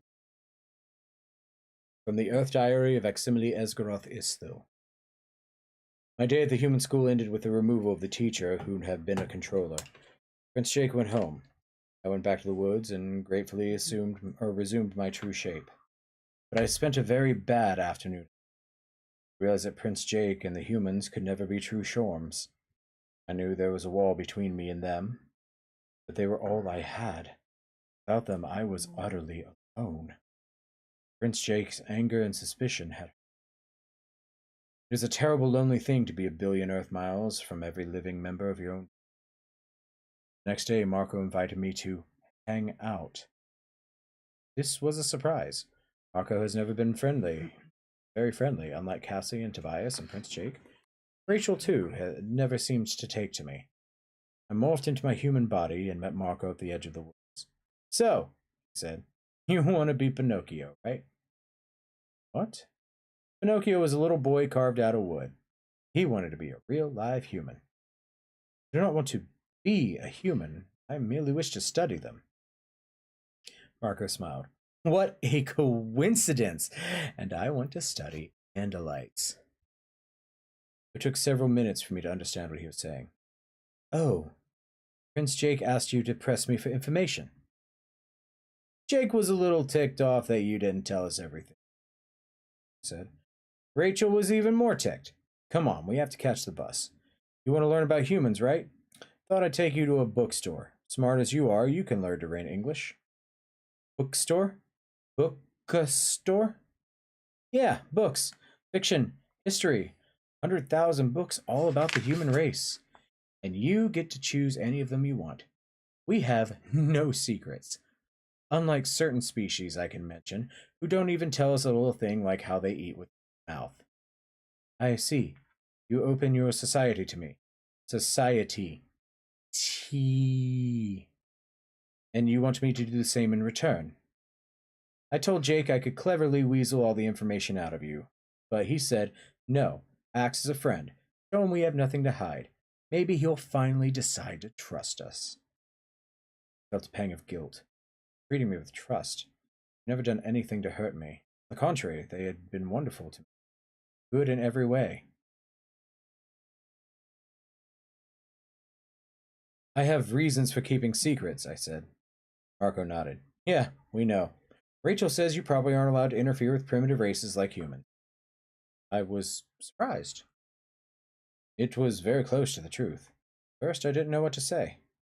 Marco smiled a cold smile and nodded his head. So that's it, right? Kinda too late for that attitude, isn't it? After all, the Yerks are interfering with us like crazy. I had no answer to give. But as I looked around at the street, at humans in their cars and all the humans lurching along on their two legs, it occurred to me just how defenseless I would be without Prince Jake and Marco. others. We had reached the bus stop. Suddenly Marco slapped his pants. Oh man, I left my money at home. We all pitched in for your book fund. I left it on my desk. Come on. Where are we going? Ing. Ing, ang, ing, ang, ing, ang. That is a very satisfying sound. He likes that sound. Yeah, everybody loves a good ing. We just have to run over to my house. Don't worry, it's just around the corner. Marco led me down the street. There are houses on both sides, big boxy structures with transparent rectangles here. That is Prince Jake's house, I said. I had spent some time in Prince Jake's house. No, it's just the same model as his house. This is a subdivision. There's only like 5 different models of houses. They all look alike. Welcome to the suburbs. But it beats the place I used to live in. He was correct. There are only 5 types of house, although some had more grass and some had less. Also, some houses were decorated with items that had been placed on the grass. What is that decoration? I asked. Marco followed the direction of my gaze. He rolled his eyes upward. That's a big wheel. It's very attractive, very colorful. 90s counter. Uh-huh. I'd love to tell you how it works, but it's the very height of human technology, so it's secret. Primitive races could get a hold of big wheels, and then who knows what might. I'm still learning about human mouth sounds, but I'm very sure Marco's sound was sarcasm. There's my house. My dad's home, working. He sprained his ankle, so he's using his home computer. Don't be weird, okay? No, I will not be weird. Weird. Yeah. I will act like a normal human. I love that. You act like a normal human and you'll win an Oscar, I said. Mm-hmm. He led the Oscar. Oh, right. Scar. He led the way up to his house and opened the door. Okay, look, you wait right here by that table. Don't go anywhere. My dad comes in and talks to you, just say yes and no. Got it? Yes and no answers only. I'll run up to my room. I'll call one of the others to meet us at the bookstore. You're already driving me nuts. I stood by the table. There's a primitive computer on the table. It even had a solid 2-dimensional screen. And a keyboard! An actual keyboard! I touched the keyboard. It was amazing. Andalite computers once had keyboards too, though ours were very different. It had been centuries since we'd used them. On the screen of the computer was a game. The object of the game was to spot the errors in a primitive symbolic language and correct them. Of course, before I could play, I had to make sense of the system. But that was simple enough. Once I understood the system, it was easy to spot the errors. I quickly rewrote it to make sense of it. I win, I said to myself. Hello? I turned around. It was an older human. He was paler than Marco, but his other features were similar. Marco had warned me to say nothing to his father but yes and no. No, I said to Marco's father. I'm Marco's dad. Are you a friend of his? Yes. What's your name? No, answered. Oh, no. Your name is No?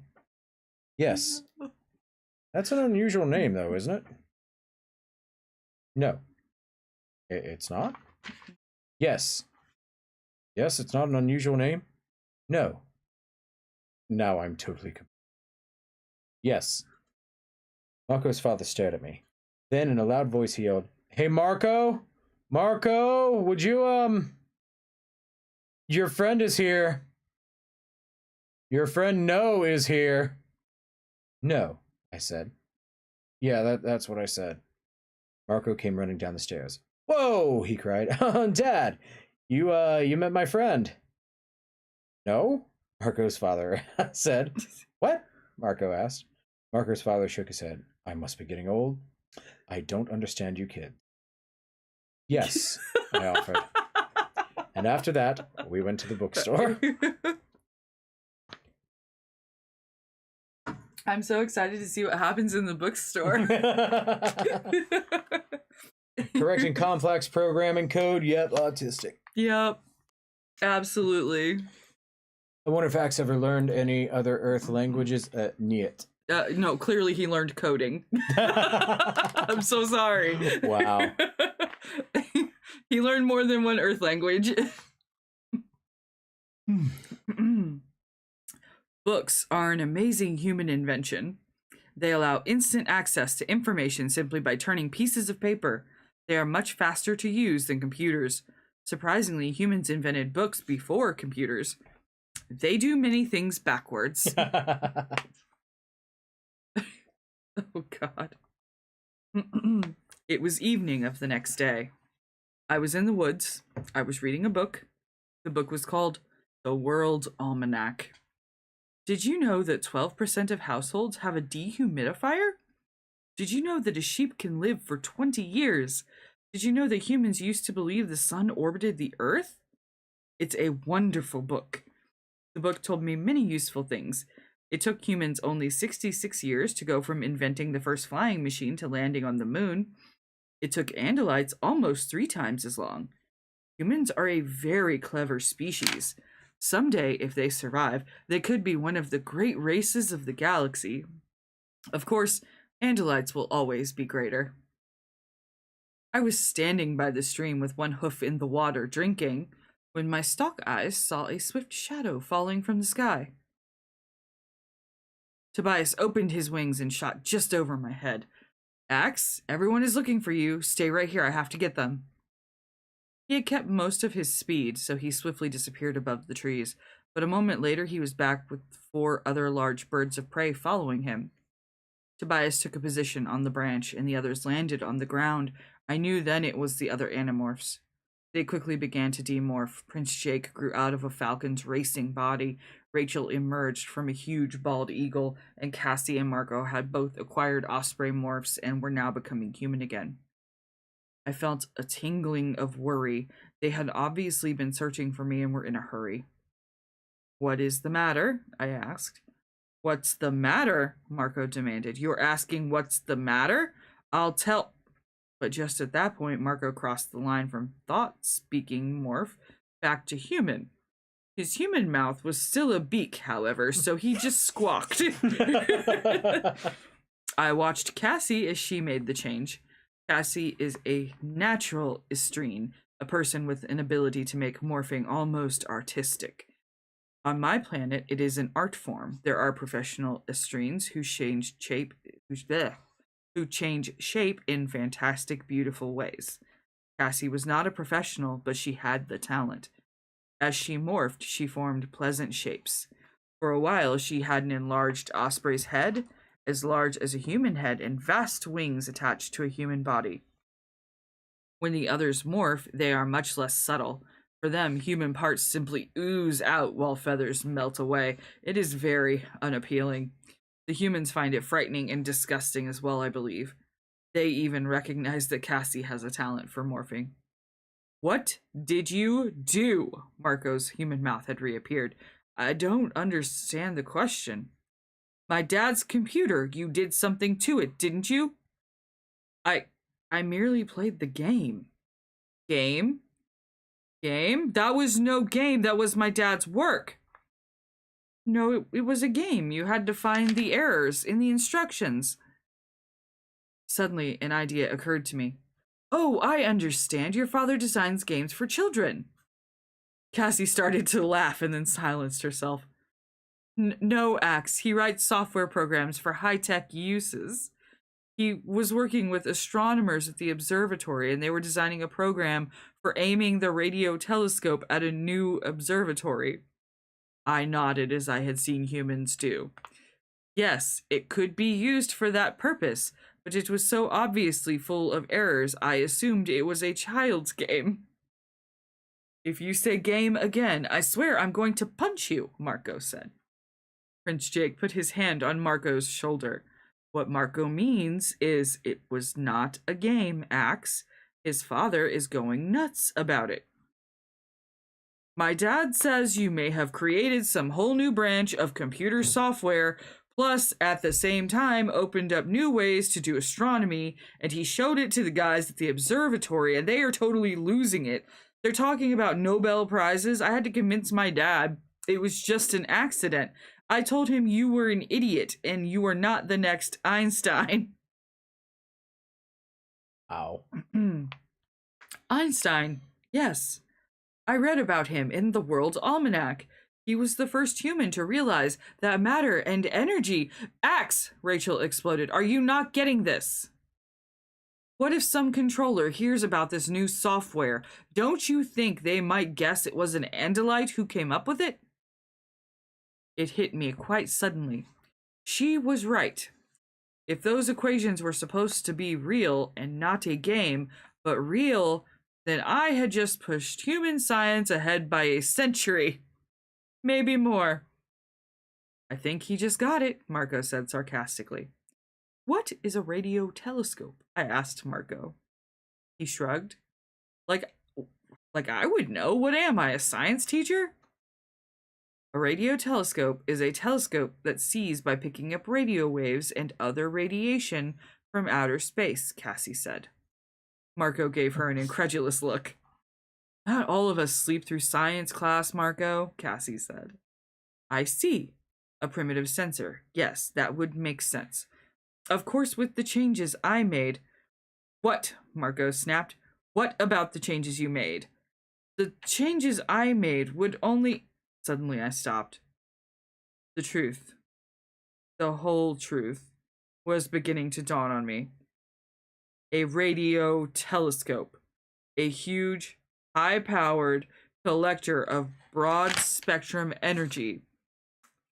My mind raced through the memories of classes from a long time ago, and I could almost picture my teacher explaining, yes, with the right adjustments, the right software, yes, I could bounce the collected energy back, focus it, modulate it with my own mind, and break into Z space.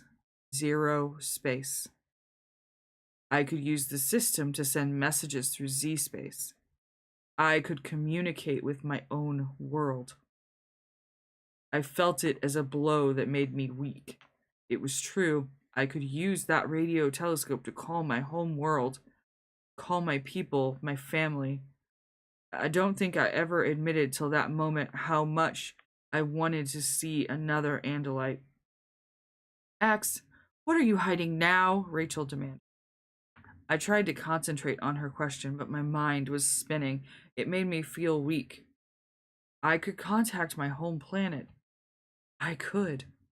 But at the same time, there was another truth. I had to destroy this technology.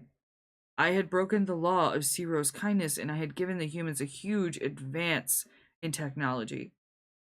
Axe, Rachel asked you a question, Prince Jake said tersely. What is this? What's up with you? My duty was clear. I could not tell my human friends what I had done. I had to erase the damage. But before I did that, would it be wrong to contact my family? Would it be so wrong to once again see them? I am not hiding anything, I lied. Nothing at all. My poor little cinnamon roll. Oh, he just wants to go home. Oh. All right. Wow. So, okay, Gar is saying, ain't no way the Andalites don't know about radio waves. I agree, and I think they probably do. I just don't think they ever invented a radio telescope. And the reason I think that is earlier in this very chapter, Axe was talking about how humans were extraordinarily clever and had managed to accomplish in a third of the time what the Andalites did, which was going from a flying machine to space travel. So with that established at the beginning of the chapter, it makes sense to me that the Andalites would have developed technology along different and slower pathways. I don't think so. I think they're trying to reflect there and call back to is the fact is when Axe is talking, he's talking about how the humans developed the higher form of technology first instead. Yeah, he did say that the humans invent with things backwards. Yeah, they do things backwards. They do things backwards, and that is apparently faster. So it makes sense to me that Andalites would not have either Andalites would not have invented radio telescopes, which okay, let me think about that, because that feels a little weird. I think they've invented them. But hang on. I think you're right. Uh-huh. I think they invented them and Axe just didn't know about them. Yeah, because he didn't pay attention in class. And like, clearly. they made a little parallel there with Mhm. Marco didn't pay attention in science class, but Cassie did. Yeah. Yeah. Yeah. I think we're just looking at an Andalite kid who doesn't know what the fuck is up. Yeah. We're looking at an Andalite Marco. Only make him autistic. All right, we are about halfway through this book. We are going to take a very quick break, and then we are going to be back in about 5 minutes. So, yeah, see you in about 5 minutes. Goodbye.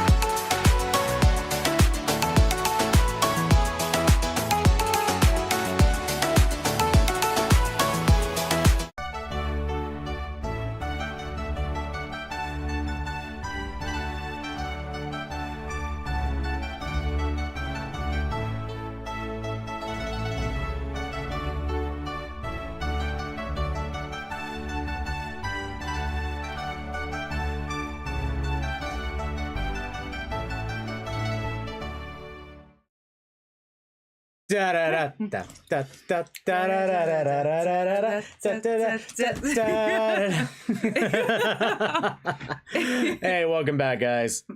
All right, let's get back to the Animorphs. You have your emotional support ice cream. I have my emotional support ice cream. Nice. Because listening to poor Axe is like, why didn't my parents realize I was autistic sooner? Like, I can spot it from a mile away with Axe. Do you want to bite here? You saw me eyeing her. I did. Yes, mint chocolate chip. I am very food motivated. Hello, Melanie. Welcome in to Love Story Gaming. How are you today? How are you today? Ice cream. You want more? Here. I want more. We're having ice cream, apparently. But yeah, I wanted emotional support ice cream because, like, this book is wrecking me. Galactic. I actually don't know the name of that piece. I know it was in Masterpiece Theater, but I don't know what is the name of that piece, Gar? All right, Music. Thank you for your contribution. Thanks. Melanie ice cream is always good. In honor of our beloved autistic icon, Aximile Esgarothis, though. Mm-hmm. What is your favorite ice cream? This one has globules in it. Luna does not have ice cream. Luna, do you want some globules? Ice cream? Do you want some ice cream? Here. Just real quick. Does Luna like mint chocolate chip? Luna, do you like mint chocolate chip? All right, Galactic doesn't know either. We're all very sad. I'm going to. All right, Luna. Huh? Some ice cream. If you want it. Poop. Oh. I took a rush for you. Aw. The favorite. I'm a cookies and cream bitch myself. Mm-hmm. You know I'm all about that fucking cookies and cream. Mm-hmm.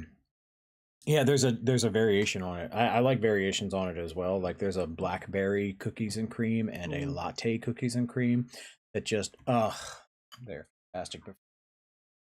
Classic. All right, let's get started again with my poor autistic cinnamon roll. Cinnamon buns.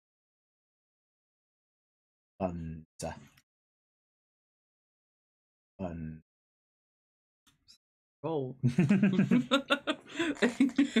Chapter 10. They left, and I ate. I feed at dark whenever possible. It's not the way I would do it at home, but I must always be very careful not to be seen. When I run in the open spaces, it must either be dark or Tobias must watch over me. My friends tell me that from a distance I look like a normal Earth animal, a deer or perhaps a small horse. But if any human saw me clearly, he would immediately know I am not an Earth species. So I eat at night, running wildly through the open grassy fields where Cassie's farm meets the edge of the forest. I run beneath a single moon, so different from the many moons of my own world. The moon of Earth rises and sets, and some nights it cannot be seen at all.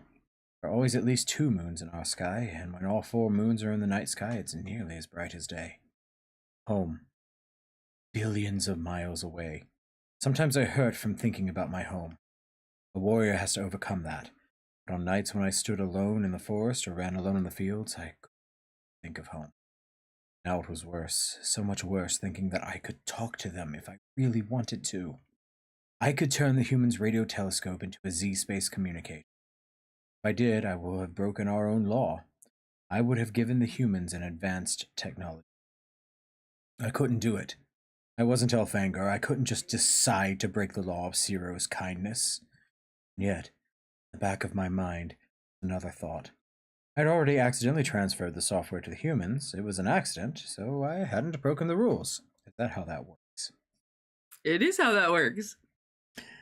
See, he knows. And if I went to the observatory to wipe out the software, I would actually be doing the right thing. I could go to the observatory and erase the software. But before I erased it, I could use it to call my home. Would that be wrong?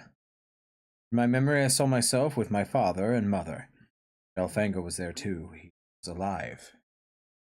Hmm. I remember when I was very little, and Elfangor, who was already a great warrior, came home on leave. Barely knew him. I had seen his communications, but I'd never met him face to face.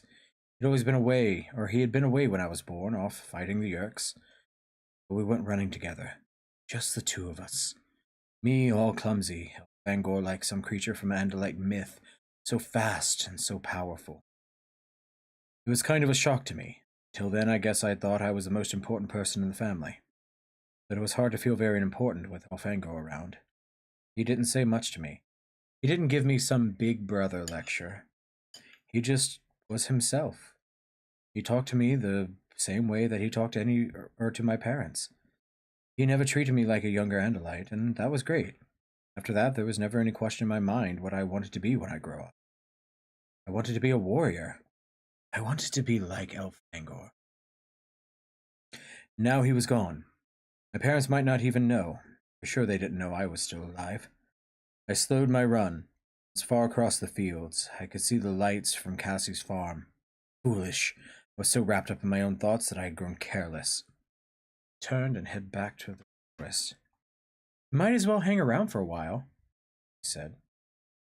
Cassie? She loomed up from the darkness. Thought I missed seeing her. I looked closer. Cassie began to change. She kept her own human face, but the ghostly gray-white mane of a horse. Her legs ended in hooves, not human feet. You morphed a horse, I said. As soon as she was fully human, she responded, I do that sometimes. I like running. But don't tell Jake. He'll be mad at me using morphing for personal things. I do not believe he'd be angry, I said. I'm no expert on humans, but I believe Pinch Jake has a special affection for you. Cassie laughed quietly. I doubt it. I'm just a friend. And a fellow Animorph. Then why do you sometimes hold hands and intertwine your fingers? Oh, well, you weren't supposed to see that. Why not? It's kind of a long story, Cassie said. Just forget it, okay? How's your study of humans going? I have read the World Almanac. So, what did you think? I think that humans are interesting. Uh-huh. What do you really think? I hesitated. She seemed to want more complete of an answer, but you can never be sure with humans. Often they become offended by the smallest things. Sorry. I think there is a second reason why the Yerks wish to enslave your species, I said. Aside from being able to have a lot of human hosts, why? They're afraid of you. Afraid of us? Why? He laughed. Have you been reading all that stuff about wars? Humans aren't just about fighting wars. It may seem that way, but every species fights wars, he said. In the past, Andalites made war on other Andalites. The Hork-Bajir used to have a biological time clock that set them all warring every 62 years. As for the taxons, they are cannibals. Yeah, well, we humans haven't been exactly perfect. Every species has something to be ashamed of, he said. Every species carries some terrible gift. She looked closely at me. I could almost see her wondering whether I meant Andalites as well. But she decided not to ask that question. Instead, she asked another. So if it isn't the wars that bother you, what is it? You discovered radioactivity in 1896. In 1945, you exploded an atomic weapon. 49 years. 1903, you flew for the first time. 66 years later, you landed on your... Wow, you really did read the World Almanac, didn't you? Cassie said with a smile. You're saying we do things quickly? I'm saying that if the Yerks don't destroy you now, they know that 50 years from now, humans will be capable of faster than light travel. And 100 years from now, who knows? How long did it take you Andalites to do things? I don't remember. I see, Cassie said. I believe her tone of voice is called disappointment. I hung my... I am bound by my oath as an Andalite warrior. We must never give Andalite technology to any other species. We try not to, talk about ourselves to the other species. It sounded pathetic even to me. Not even if it might help us beat the Yerks?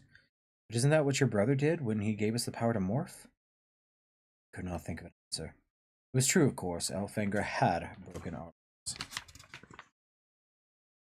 Did I say something wrong? Cassie asked. I am not Elfangor, he said finally. I'm more like you. Just a young one. Elfangor was a great prince. My people might understand and forgive what Elfangor did because he was an important person. I see, he said. You know what? Why don't you morph human and come inside? You can meet my mom and dad. We're just about to have dinner. I have eaten. Cassie raised one eyebrow. You've eaten, huh? She seemed about to ask me a question, then decided against it. Okay, but you could still come in. You don't have to eat much, just hang out. Come in, it will really do you good. Do me good. Do I seem ill? No, just lonely. You seem very lonely. To me, I was surprised how much. Yes, I was lonely. But I didn't think the humans knew. How would you explain to your family who I was? Cassie shrugged. You morphed Jake once, right? So be Jake. Oh no, that's not gonna go bad at all. I'll help with this. But my ice cream. Our Okay. ice cream comrade. I see that. That's fine.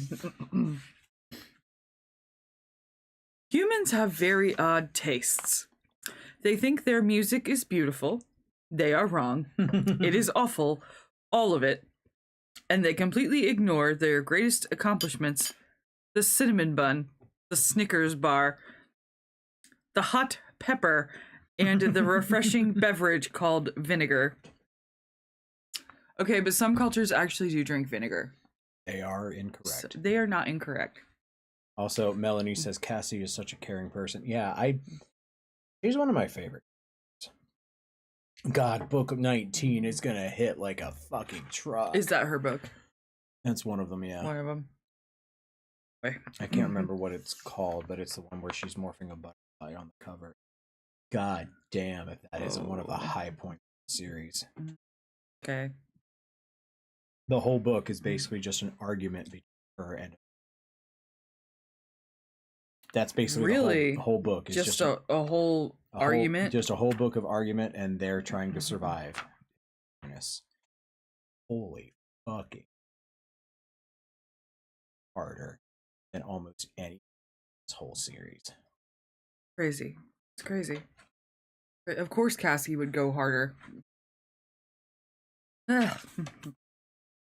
Being in Prince Jake's body is no different from being in my regular human morph, except that it is slightly larger. Since the morph was formed from his DNA, I looked exactly like him. Cassie insisted I borrow a garment called overalls and a pair of boots from her barn before entering her home. Humans are very particular about clothing. I still do not understand why. Hi, Jake. Cassie talking into helping her muck out the barn again? Cassie's father asked me as I walked into her house. He was a male, as all human fathers are. His hair was dark brown, but it seemed to have been removed from much of his head. He wore round, transparent lenses on his face, which I am told are for correcting faulty vision. His complexion is darker. He had the usual number of arms and legs. No, I said. She asked me to eat your food. Food. Well, someone has to eat it. Might as well be you who suffers. I cooked tonight. Made my world-famous chili. I'd eat that. Cassie's eyes suddenly widened. She looked frightened. Oh, chili. Jake said he wasn't really hungry. He already ate. Is chili a very frightening food? I asked Cassie. Her father grinned. Mine is. Is that Jake I hear out there? Someone called from the next room. A female appeared who I assumed was Cassie's mother. She had dark hair, but much more of it than Cassie's father. Her hair had not been removed. She stuck her two arms in my direction and walked towards me. Oh, you just get more handsome every time I see you, Jake. She wrapped her two arms around me and squeezed me briefly, then she released me. Are you staying for some of the chili of doom? Yes, I asked him to join us, Cassie said. but he's not very hungry. In fact, he just ate, so he probably won't want any chili. Cassie's mother smiled at Cassie's father. Isn't it just precious the way she tries to protect him? Too late, Cassie's father said. He's trapped now, there is no escape. In order to eat, we had to sit down in front of a table. I had done this before while impersonating Prince Jake at Prince Jake's home, so I knew how to do it. I knew what a fork was, also a spoon and a knife.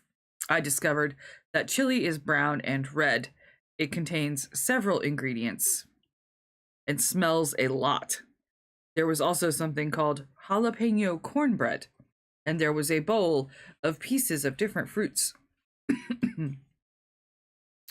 After so many warnings, I was very nervous about tasting the chili, but I sensed that Cassie's father would be offended if I did not try some, so I ate a spoonful. I think that as long as I live, I will never forget that experience. The chili was hot in temperature, but it was also hot in a totally new way. The taste buds of my human tongue seemed to explode, and they burned with an intensity of flavor like nothing I had tasted before or since. Every nerve in my body seemed to tingle. Water dribbled from the tiny ducts beside my eyes. It was not as wonderful as chocolate, but it was intense, so incredibly intense. Oh, an Andalite would never understand. This was what being human was all about. Taste, the glory of it, the incredible wonder of it. That's his special interest. He's a foodie. Oh my God. Yep. This is wonderful food, I cried. Excuse me, Cassie's mother said. Aha, at last! Someone who understands the joy of hot food, Cassie's father cried. I realized I had eaten my entire bowl of that marvelous chili. I wanted more. That taste, that feeling, I wanted more. There's plenty more, Cassie's father said. He filled my bowl again. Jake? Cassie said, you really don't have to eat that much. I'll eat yours, I cried. My eyes were bulging from my head, my skin was tingling, my stomach was making sounds, but still I wanted more. I love this kid, Cassie's father said. I wonder if his parents would let us adopt him. Jake, you are a very discerning, intelligent young man. He's insane, Cassie's mother said. There is no other explanation. Suddenly, I felt a sharp pain in my leg. I suspected that Cassie had kicked me under the table. I looked at her. She smiled sweetly and then kicked me again. That's probably enough chili, she said. She was staring at me in a very direct way. Yes, that is enough chili, I agreed. I pushed the bowl away. Chili. Illy. Chili. I used habanero chilies, Cassie's father said. The hottest substance known to men. 90s counter. 90s. Wow. Not as hot as the temperature created during nuclear fusion, I pointed out. So how is school, Jake? Wow. I think I'm going to put hot sauce on. Yeah. I knew what this activity was. This was called making conversation. God, this is so autistic. Oh my God. The rules were that each person would ask the other person a question. This is true. This is fucking true. This is how, as an autistic person, we approach conversations. I'm learning so much, and it's all thanks to Animorphs. It is fine. And how is your work caring for animals? Same old, Cassie's mother said. Although we are about to have some new camel babies. Cassie's mother is a veterinarian at the zoo, a place where non-human animals are kept. So, Jake, you think the bulls are going all the way again this year? Cassie's father asked. I could tell that Cassie was growing tense. She was afraid that I would not understand the question. But thanks to my reading of the World Almanac, I knew the bulls were a sports team. Almanac. Yes, I answered. They can go all the way. Then it was my turn to ask a question. This is how making conversation works. This is how I do this. Oh, my submissives aren't autistic. They're just Andalites. They've got the Andalitism. So did you know that the cream separator was invented in 1878? This is usually where I insert random bug fact. Can confirm. I can confirm that. They are very good at bug fact. Yes. Ducky usually comes in with like medieval history and like illumination, and then you're like, I've got my bugs. Bugs is cool. Did you know that they're the only bugs with the piercing proboscis are true bugs? They're called rostrums. Thank you. Oh, Apparently they did not know. Cassie, her mother, and her father all stared at me in surprise. After that, we watched television for a while. I like to think they all just got up wordlessly and moved to the television room. Right. And Axe not understanding social cues. Right. Just it's like, oh, okay, that's just what humans do. We stop mid-conversation to go watch television. Yep. It was a fictional depiction of a family. I watched it and watched Cassie and her parents, also the autistic experience. A human family was a good thing to learn about. I had seen Prince Jake's family, and now I was seeing Cassie's family. They are different in some ways. For example, Prince Jake's family performs a brief religious ritual before they eat. Cassie's family does not. And in Prince Jake's family, the father falls asleep while watching television. In Cassie's family, it is her mother who begins to fall asleep. I must go, I told Cassie. It has been almost 2 of your hours. I'm done. Axe literally just standing up and going, I am done. Goodbye. That's how you need to do it from now on, is be like, it has been almost 2 Earth hours. Yeah. I am done. Goodbye.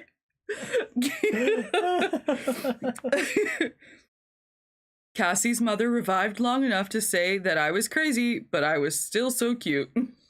Her father winked his left eye at me and waved as I left. Then he laughed at something from the television. Outside in the cool evening air, Cassie sighed heavily. Well, we got through that without it being too much of a disaster. Come on, I'll walk you out a ways till you can morph back without being seen. By the way, here's a book for you since you're done with the World Almanac. It's a book of quotes. Stuff that famous people said. She held it out for me to take.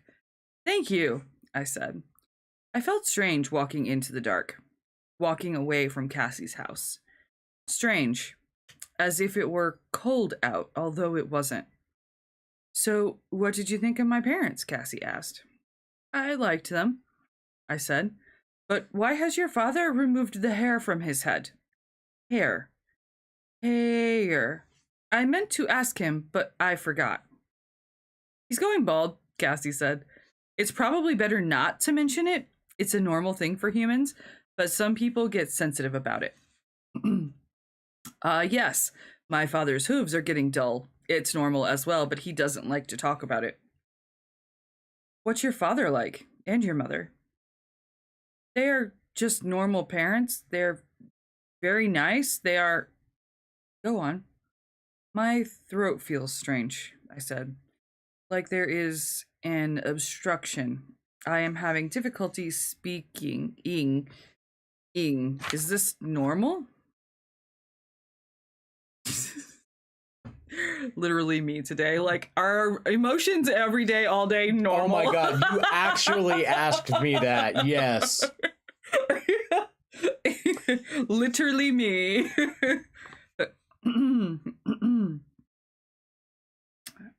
Yeah, it's gross. I know, right? Like, they happen all the time. I don't understand.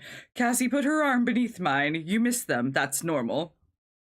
An Andalite warrior may spend many years in space, far from his home and family. That's normal. Axe, you said it yourself. You may be an Andalite warrior, but you're still a kid, too. I stopped walking. I was far from the light of the house. I could change back into my own shape without being seen. I realized I was looking up at the stars. Where are they? Cassie asked, following the direction of my gaze. If you're allowed to tell me that. I pointed with my human fingers at the quadrant of space where my home star twinkled. There. I watched that star as I melted out of my human form and returned to my true Andalite body. Ax, you know that Jake and Tobias and me and even Rachel and Marco, we all care about you. You know that, right? You're not just some alien to us. Thank you for the chili, I said. It was wonderful. Once more, an Andalite, I ran for the forest. He chickened out. Oh, chickened All right, let's catch up on chat. out. Okay. I just need to use that next time someone drags me to a party. Yeah, I think so. Yeah. Gar says, "Wait, hold on. I wasn't listening. Could you restart from the beginning of the series?" Yeah. Hey, babe, could you get book 1?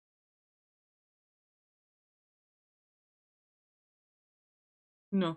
Okay. Axe is allergic. I don't think that's what the lump in his throat was, my ducky. I think that was emotions. Yeah, it was I think that emotion. was him getting that lump in your when you're sad and don't want to sad. Axe is allergic to emotions. Same the bestie. Wouldn't know anyone like that. I love you. I love you. When I met you, you were like, "Yes, I am dark and mysterious." And I'm like, "That's cool. You want to go like do a picnic or something?" And then you're like, "Shit, I'm gonna be a goofball, aren't I?"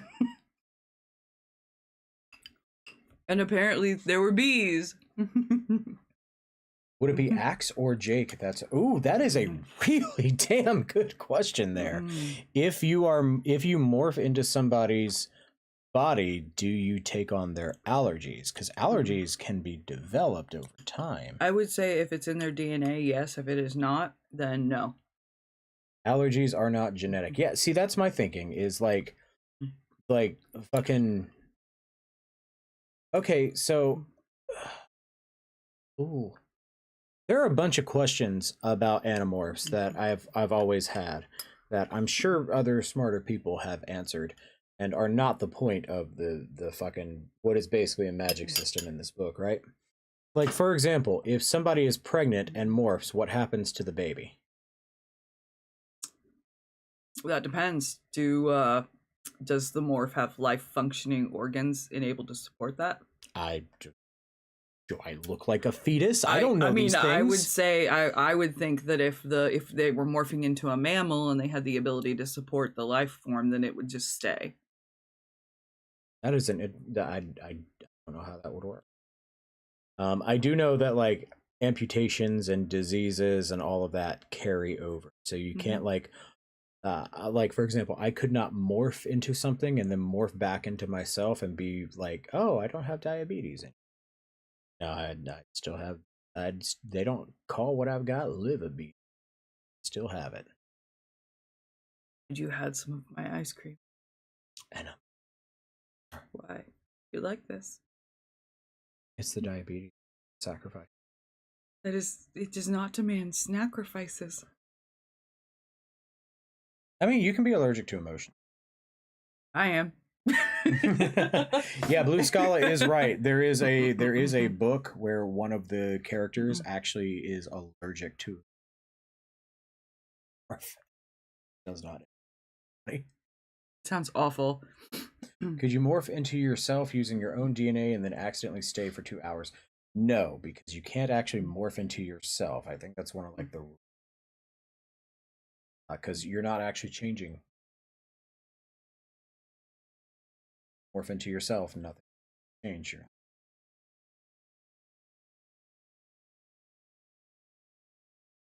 Hey, guess what? What? Plop.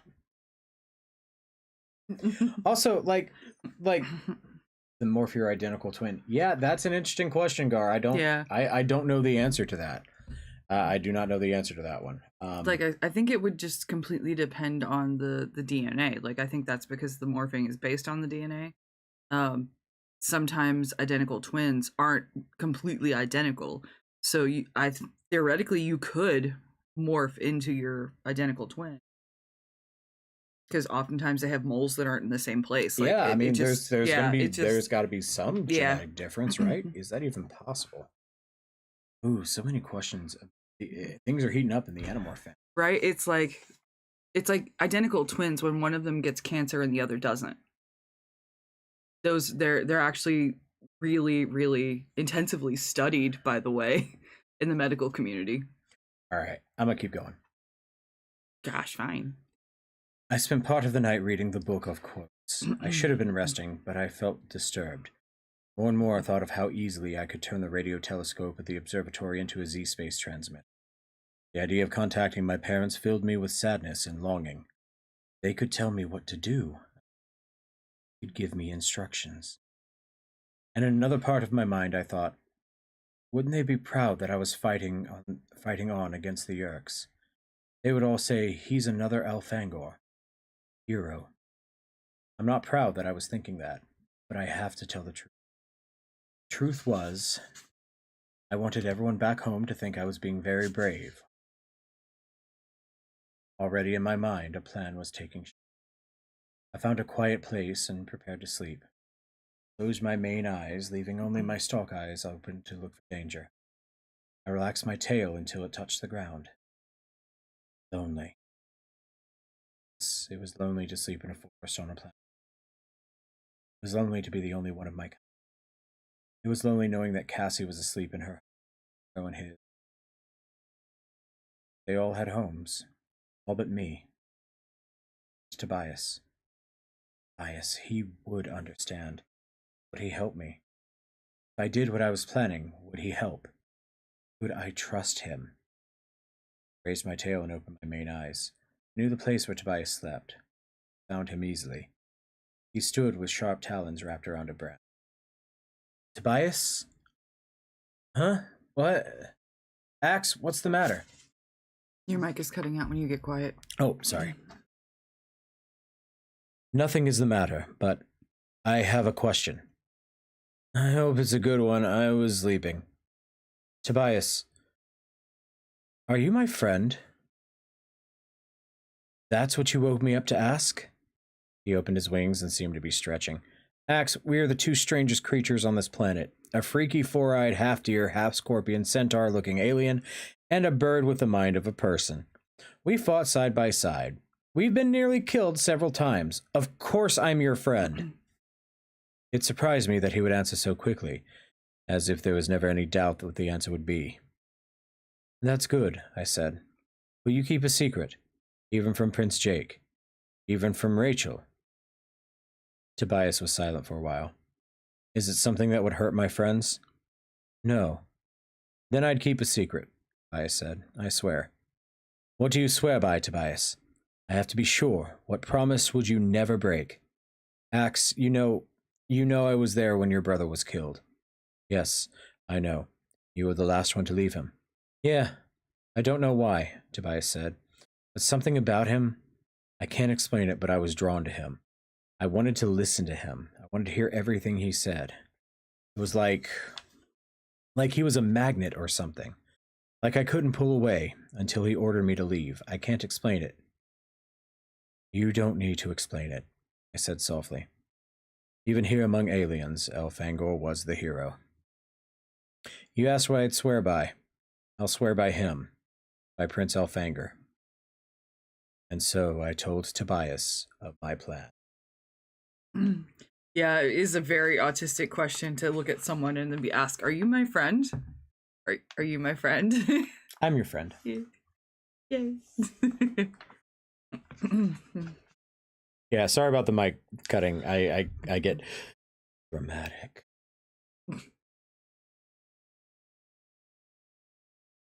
Dramatic. Globules. Oh my god. Why that word? I like that word. Gross. Globules. E.T. phone home. When I found that sentence in Cassie's book of human quotes, it surprised me. To be honest, it almost scared me. It was as if it were written just for me. I thought maybe somehow my human friends had discovered my plan and written it in there. From the Earth, the diary of Aximili Esgaruthithil. What is he writing in? I don't What is he know. record? Like, how is he recording this? I'm curious. Chisel and rock. It's the pinnacle of Andalite technology. Okay. The sun was just coming up over the planet Earth. I performed the morning ritual, as I always did, but I was especially impatient this morning. I knew Tobias was hunting a morning meal and would be back as soon as he had finished eating some unfortunate mouse or shrew. Freedom is my only cause, duty to the people my only guide, obedience to my prince my only glory. When Tobias returned from the hunt, we would go. He would lead me to the observatory, to the great radio telescope, and with luck, I would be able to call my home. I, Aximili Esgaruth Isthil, Andalite warrior, I offer my life. With my stalk eyes, I saw a hawk swoop low overhead. Tobias rested on a branch. He focused his fierce hawk's eyes on me. Are you done?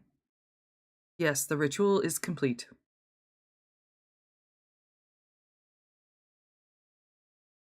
Oh dear. Are you laughing about the question? Yeah. Okay. Great, because it is a beautiful day for flying, thermals like you wouldn't believe, and a sweet little ground breeze for easy takeoff. Tobias, you understand that you don't have to do this, I said. There may be danger. Yeah. Come on, Axe, let's go. I often go flying with Tobias. The bird morph I have is called a northern harrier. It is a type of hawk, about the same size as Tobias's red tail.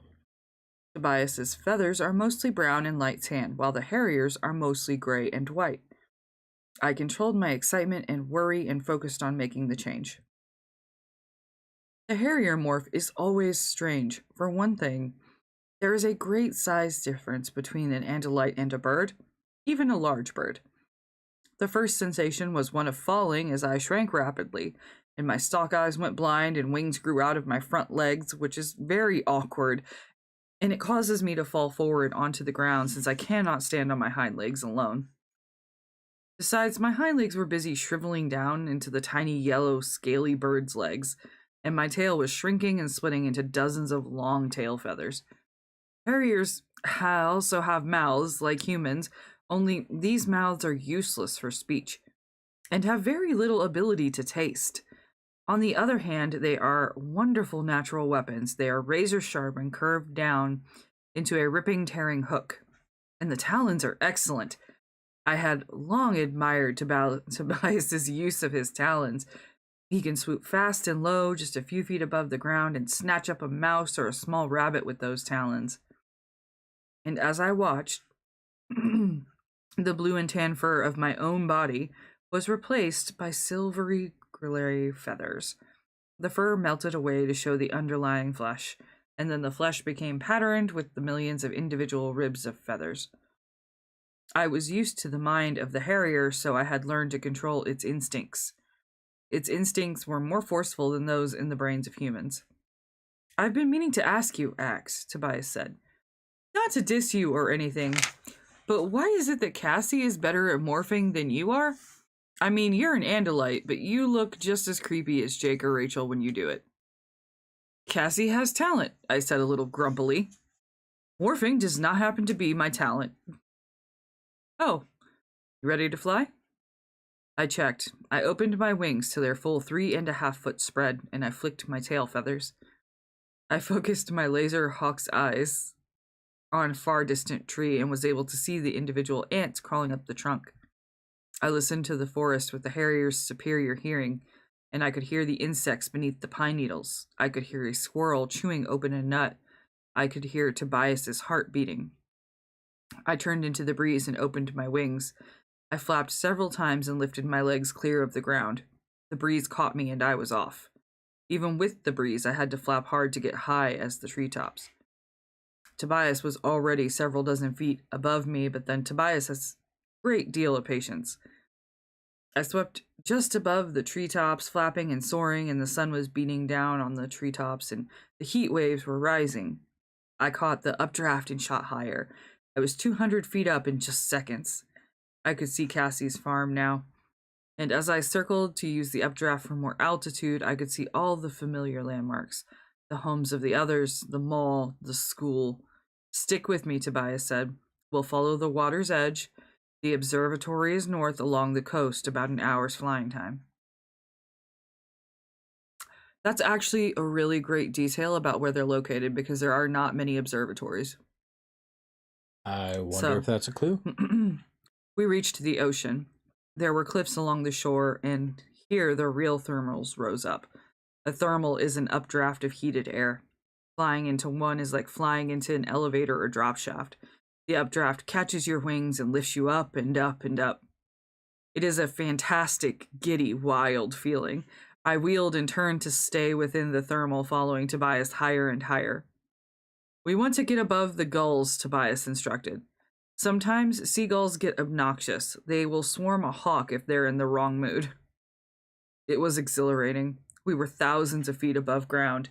Down below, humans lay on the beach wearing less clothing than usual. Clothing is a strange human habit. They must wear it all the time, except at the beach when they may wear less. I do not understand this. The World Almanac had no explanation, although I did know that the United States imported $36.7 billion worth of clothing. Keep an eye on that guy up there, Tobias said. Where? What? I asked, shaken out of my dreamy thoughts. A peregrine falcon. He's probably looking to pick off a few tasty seagulls, but he may decide we look more tender. He's small but fast, mean too. I decided to keep an eye on the falcon. Earth is a dangerous, wild place, at least if you're a bird. I thought it must be terrible sometimes for Tobias.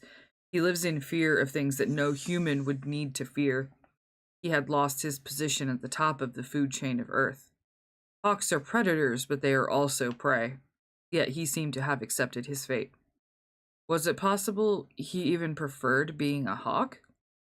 Was that why he never asked me why I might know about him being a nothlet?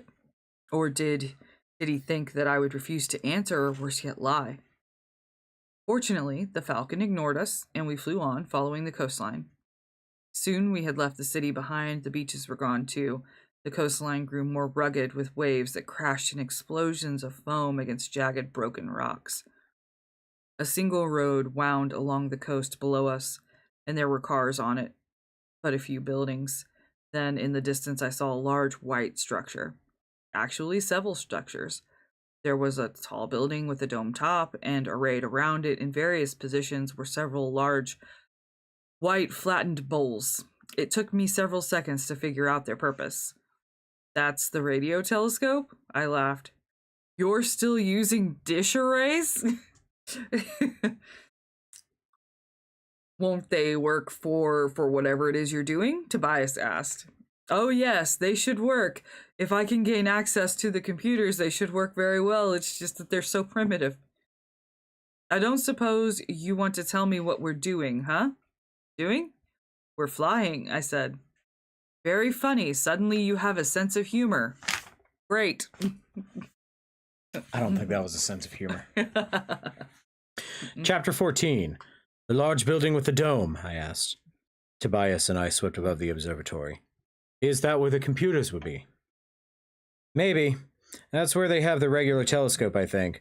But they may have the control centers and computers there too. I looked with my incredible hawk vision. There was a huge rectangular opening at the top of the dome. Inside I could see a vast circle of glass. I laughed in recognition. A telescope! An actual optical telescope! What can they possibly believe that will show them? It'll show them a red tail and a harrier flying around together looking like lost tourists, Tobias said. According to Marco, this place isn't really operating yet, so I don't know how many people will be around. But we need to find a place to land so you can morph into something useful and do whatever. Tobias, is that sarcasm? The way you ask me what I'm doing? No, it's not sarcasm. I think it's called being snide. Ah, thank you for explaining. Why not fly straight into the dome? I asked. Why not? Tobias agreed. He led the way down. We dived at a high speed, rocketing down through the air. The brilliant white dome rushed up at us. I shot through the open rectangle and banked sharply right. It was much darker inside than outside. Below me there was the incredibly long tube of the telescope. I see doors down below. Those are probably offices, Tobias said. They'll probably have computers in all the offices, if we can find one that's empty. Yes, that would be good. But I will need fingers. Or Whatever it is I'm doing, I said. We circled swiftly around inside the dome. As I flew, I kept expecting to see humans below, but none ever appeared. The place is awful empty, Tobias said. Yes, it almost seems abandoned, I agreed. Tobias, I am going down. My morph time is running short. Now is when I should go on alone. Yeah, gotcha. Good luck, Axeman. Whatever you're doing, be careful. Tobias swept up and out of the dome. I was alone. I drifted down towards the floor, down and down to land on a table. There was a computer console workstation, but no humans in sight. I saw an open door leading to what seemed to be a dark and empty office. I flapped my wings twice and was inside. Harrier eyes, like hawk eyes, are adapted for daylight. They're not very good in the dark, but the Harrier also has extremely good hearing. Dimly saw a desk and came to rest on it. Then I concentrated on listening. I was alone in the room. I was certain of that. The only human sounds I heard came through the walls. Conversation. Could not make out the sounds, but they all seemed to be concentrated in one area. Axe, can hear me? It was Tobias. His thought speech was faint. Just barely, I answered. I'm outside. I'm looking a window here. I see Ven in a room, like some kind of meeting. Yes, I can hear them, I said. Can you keep watch over them? Let me know if they come this way. Yeah, if any leaves Ting, I'll... No, Tobias said. I can barely hear you, I said. I'm going to morph. Can't very well, but go... My plan was to morph into my normal Andalite form, then quickly move into my human morph, just in case any humans saw me. But I was tired from the flight, and morphing is very tiring, especially quick morphing. I had to make a quick escape. It would mean passing through my Andalite body to move back to the Harrier. I would never be able to handle that many changes in a short time. I decided to risk staying in Andalite form. Besides, if it worked and I reached my home, I wanted my parents to know me when they saw me. I began the demorphing. I could only hope that Tobias would be able to give me enough warning. Even though I love being a bird, it was a very good feeling when my tail began to form again. An Andalite without his tail is just sad. No matter how powerful Hawk's eyes may be, they can still only look in one direction at a time. As my stalks reform, I breathe a sigh of relief. To once again see in all directions. There was no computer in the office. I was very annoyed by that fact. It meant I would have to go back into the observatory and use the computer there. My hooves slipped on the polished floor. I swung my eyes in every direction, keeping a sharp lookout. Pushed the chair away from the computer workstation. Began typing in the antiquated keyboard. The screen asked me for a password. Password, I laughed. I disabled the security system and confirmed that Marco's father's new software was already in place. Good, that would make it easier. Quick as I could, I wrote in a virus that would swiftly transform the software that controlled the radio telescope. Since human had no awareness of zero space, they did not understand that a powerful radio receiver could be tuned in such a way as to create a Z-space vacuum and open a cross-dimensional gateway. Once I had opened a small hole in Z-space, it was child's play to use the same receivers to modulate and reflect the background radiation into coherent signals. The part that would be using thought speech to control the hard part would be using thought speech to control the signal. That would take absolute concentration. Still, out here, I said. I hoped the word I couldn't hear was okay. It took about 10 Earth minutes to adjust the radio telescope. 10 minutes, and I had moved human science ahead by a century or so. 10 minutes to completely violate Andalite law. It was done. The system was ready. I pressed the enter key. Thousands of lines of computer language disappeared from the computer screen. The screen went blank. I focused my mind as sharply as I could. Pictured the coherent signal. Pictured that beam going through my own head. Andalite home, I thought. Andalite home. The screen flickered. Face appeared. It was a hard, suspicious face, but it was an Andalite face. Who is this? The Andalite demanded. This is a high-security link. You're not an authorized sender. State your name and location. My name is Aximili Esgaroth Isthil, brother of Elfanger Shinral Shamtul, son of Nurlin Shinral Korath, and Forle Esgaroth Mahin. The Andalite stared at me. Elfangor's brother, he wondered. What is your location? My location is the planet called Earth. I hope that didn't go straight to Visser 3. Oh no, I think Axe would have known if that was Visser 3. Mm. Okay.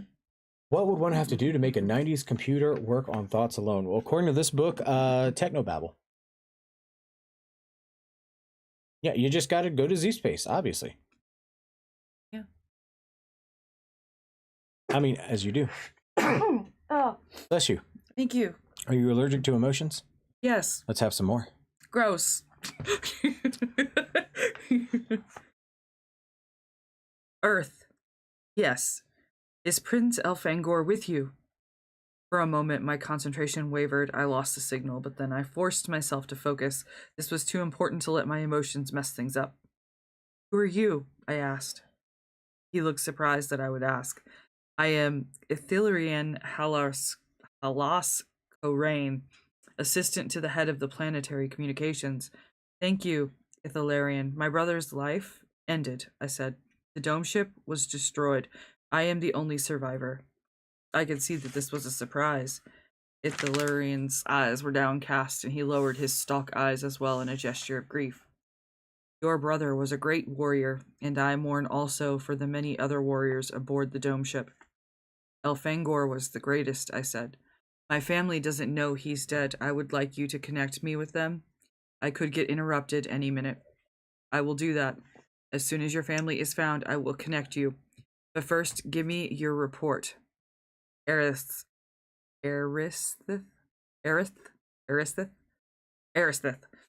Aximile. I tried to quickly organize my thoughts.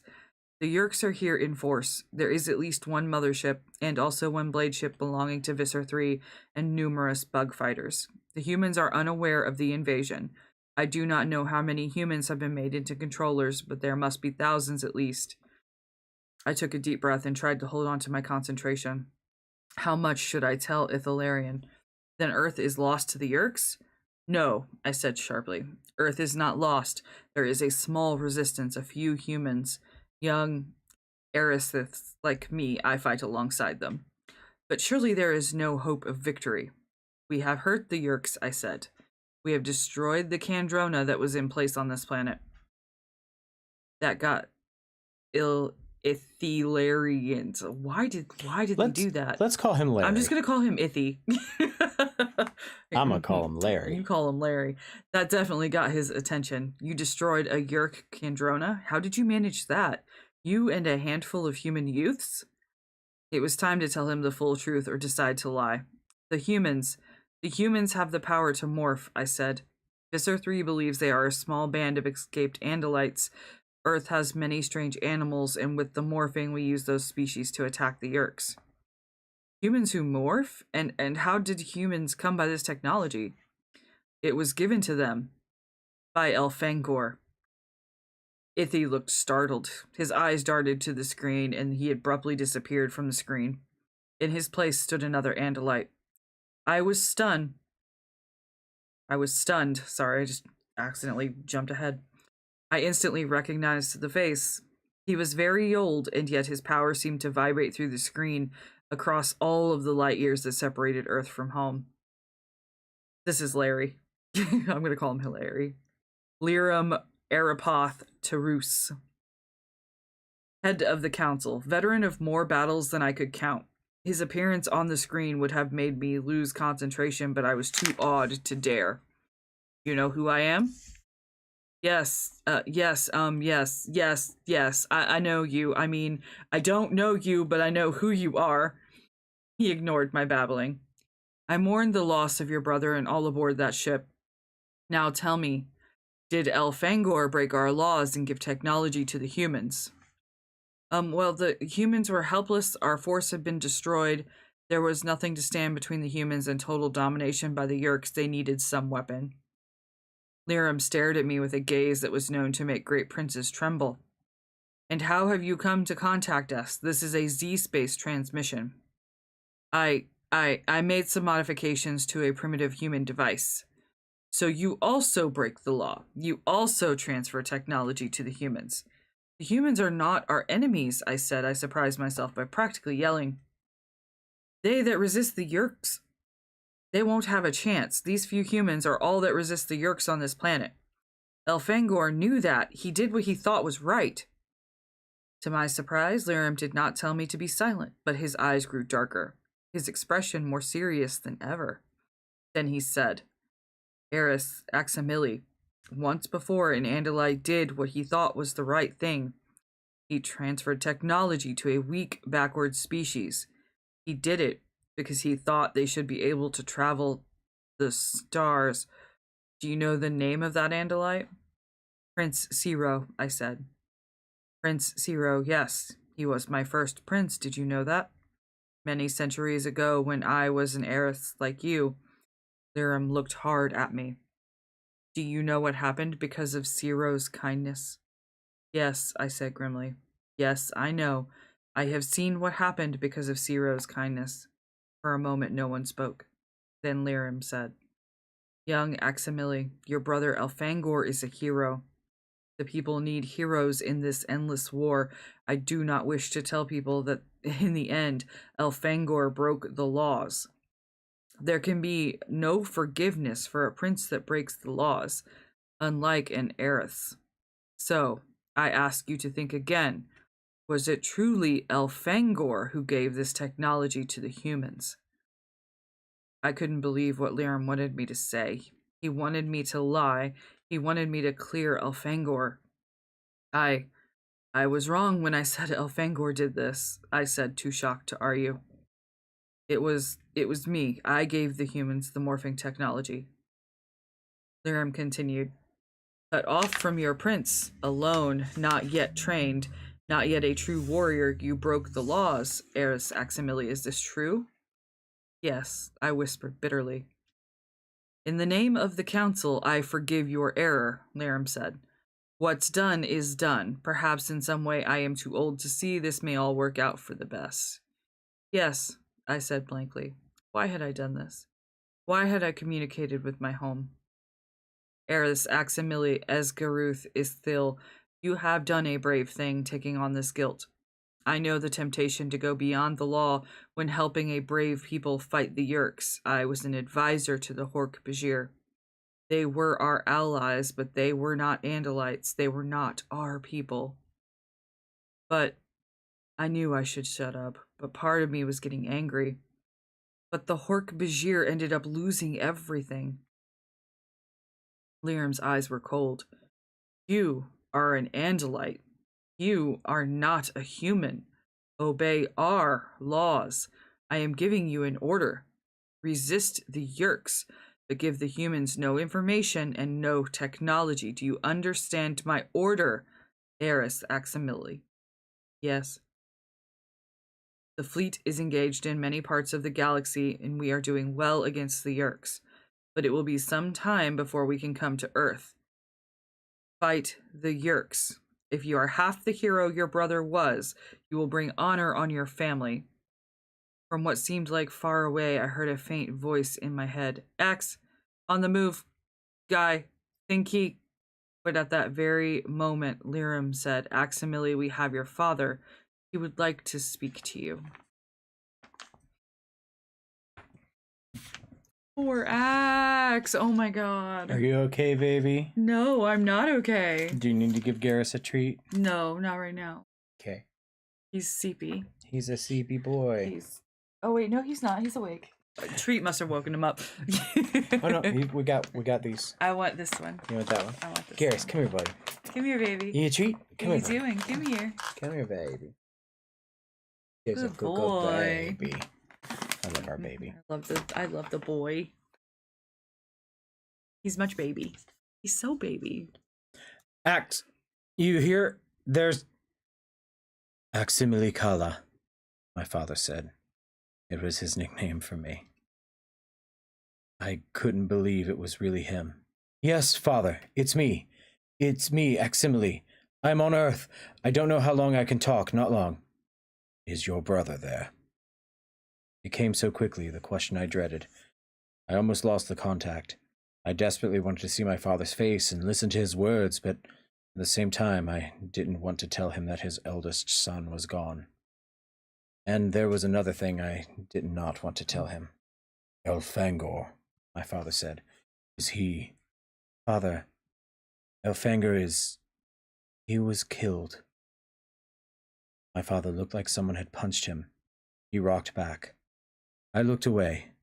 I tried so hard not to think about Elfangor being gone. Somehow it wasn't real until this moment. Seeing my father's pain made me feel my own. Did he die well? My father asked.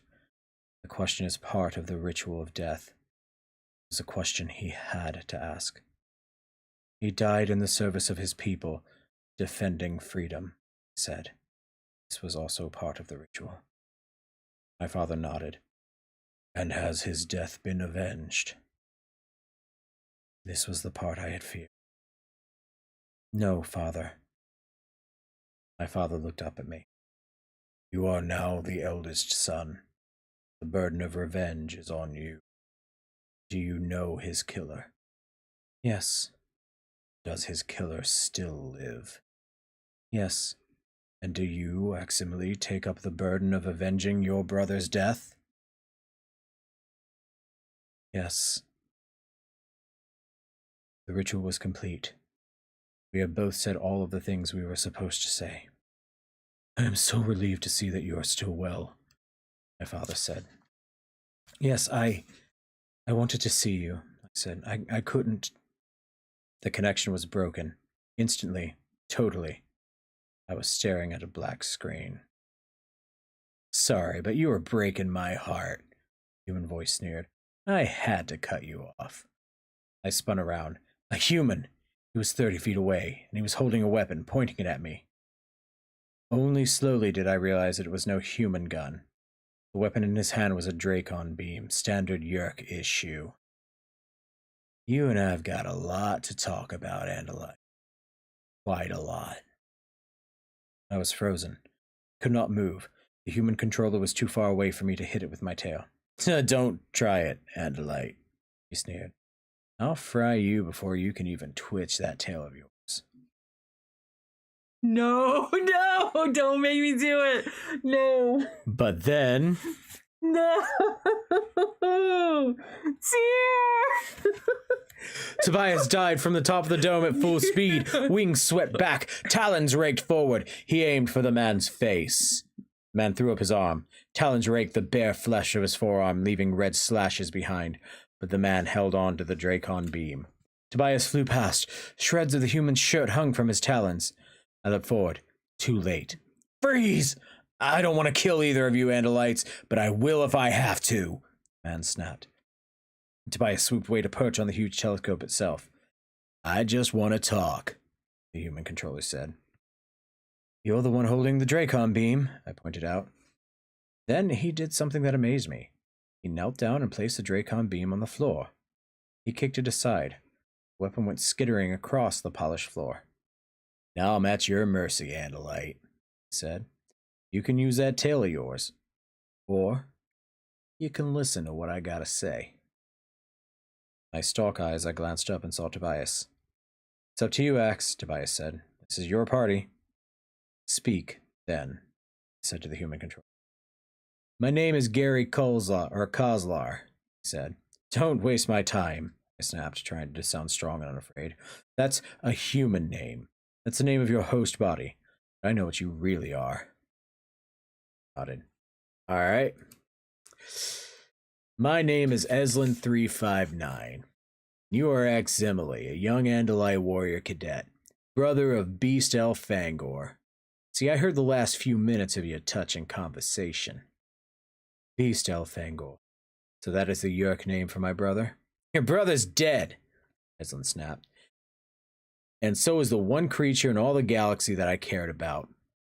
Her name was Durain344. Do you know what they have in common? Your brother and my Durain? No. What does my brother have in common with a Yerk? Enslin's human face twisted into an expression of rage. They were both killed by the same guy. Is it 3? As I said, you and I got a lot in common, Andalite. He struggled to gain control over his human face. His jaw was twitching as he explained. You Andalite bandits did a lot of damage by destroying the Kandrona. There's widespread starvation. Most important Yeerks, those in vital positions, or those whom the Vissa happens to favor, are being shuttled back and forth to the mothership every 3 days. They get a minimal dose of Kandrona rays, just enough to keep them alive. You expect me to feel badly? Ask. No, I expect the usual Andalite self-righteousness and hypocrisy from you. Spat. Andalites, meddlers of the galaxy. Do not anger me, Yeerk. I said I would listen. I did not say I would let you spew Yeerkish lies. Eslin made a grim smile. I knew you'd come. As soon as I saw the new software, I said to myself, aha. Not the usual clumsy human effort, this. An Andalite corrected this software. An Andalite who wanted to use a radio telescope as a Z-space transmitter. I've been waiting for you. I knew you'd come. And here I am, I said. I felt like a fool. Of course the Yeerks would have one of their own people in a position in the observatory. It was obvious I'd been an idiot. My Durain. Oh, we came from the same pool. We went through training together, she and I. We'd been together for a long time. We were very close. She understood me. But I had this important post at the observatory, while Durain was given a more minor post. New Andalite bandits destroyed the ground-based Kandrona. Vista 3 moved quickly. He said everyone would survive. He said he found a way. But he lied. Too many Yeerks. Not enough Kandrona rays. Simple division. So he shuttled so-called important controllers up to the mothership, and the rest... Eslin seemed to notice the bloody gashes on his arm for the first time. He touched them gingerly. You Andalites must love this planet. So many nasty pieces for you to morph. Was your Durain one of the ones killed?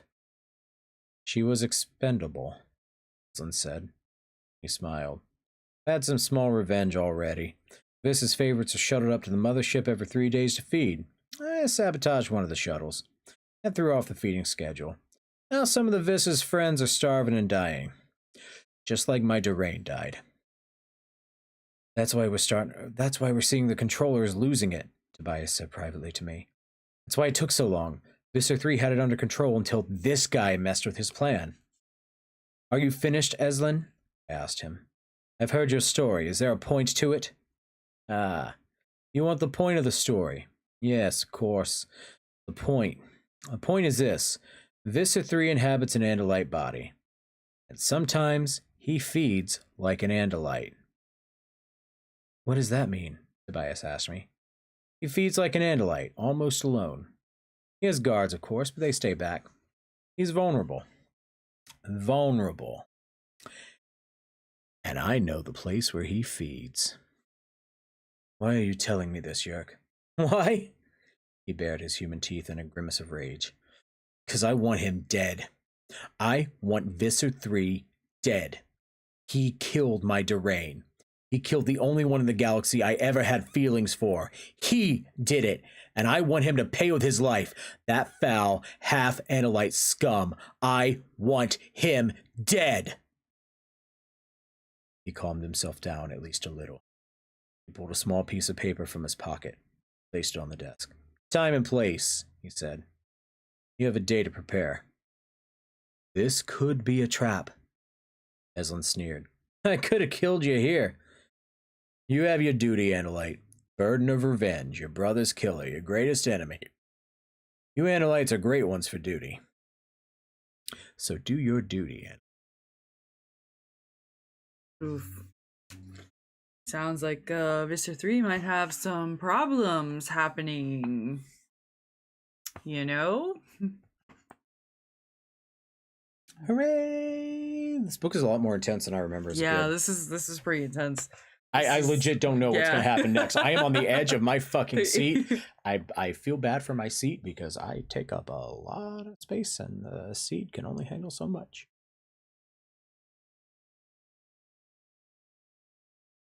We need new chairs. We need new chairs. New computer first. Yes, that first. Priorities. Bleh. Bleh. Bleh. Bleh. Yes. I love you. I love you. It is very difficult to be in human morph and remember that you are not one of them, that their pain is not your pain. It is hard to remain apart, sometimes very hard. From the Earth Diary of Eximili Escaruth Isthiel. That same evening, Prince Jake called a meeting in Cassie's barn. My first thought was that Tobias had told the others about my trip to the observatory. Of course, Tobias still did not know that I had communicated with my home, but he did know all about Eslin's plan to kill Visser 3. Cassie's barn is also called the Wildlife Rehabilitation Clinic.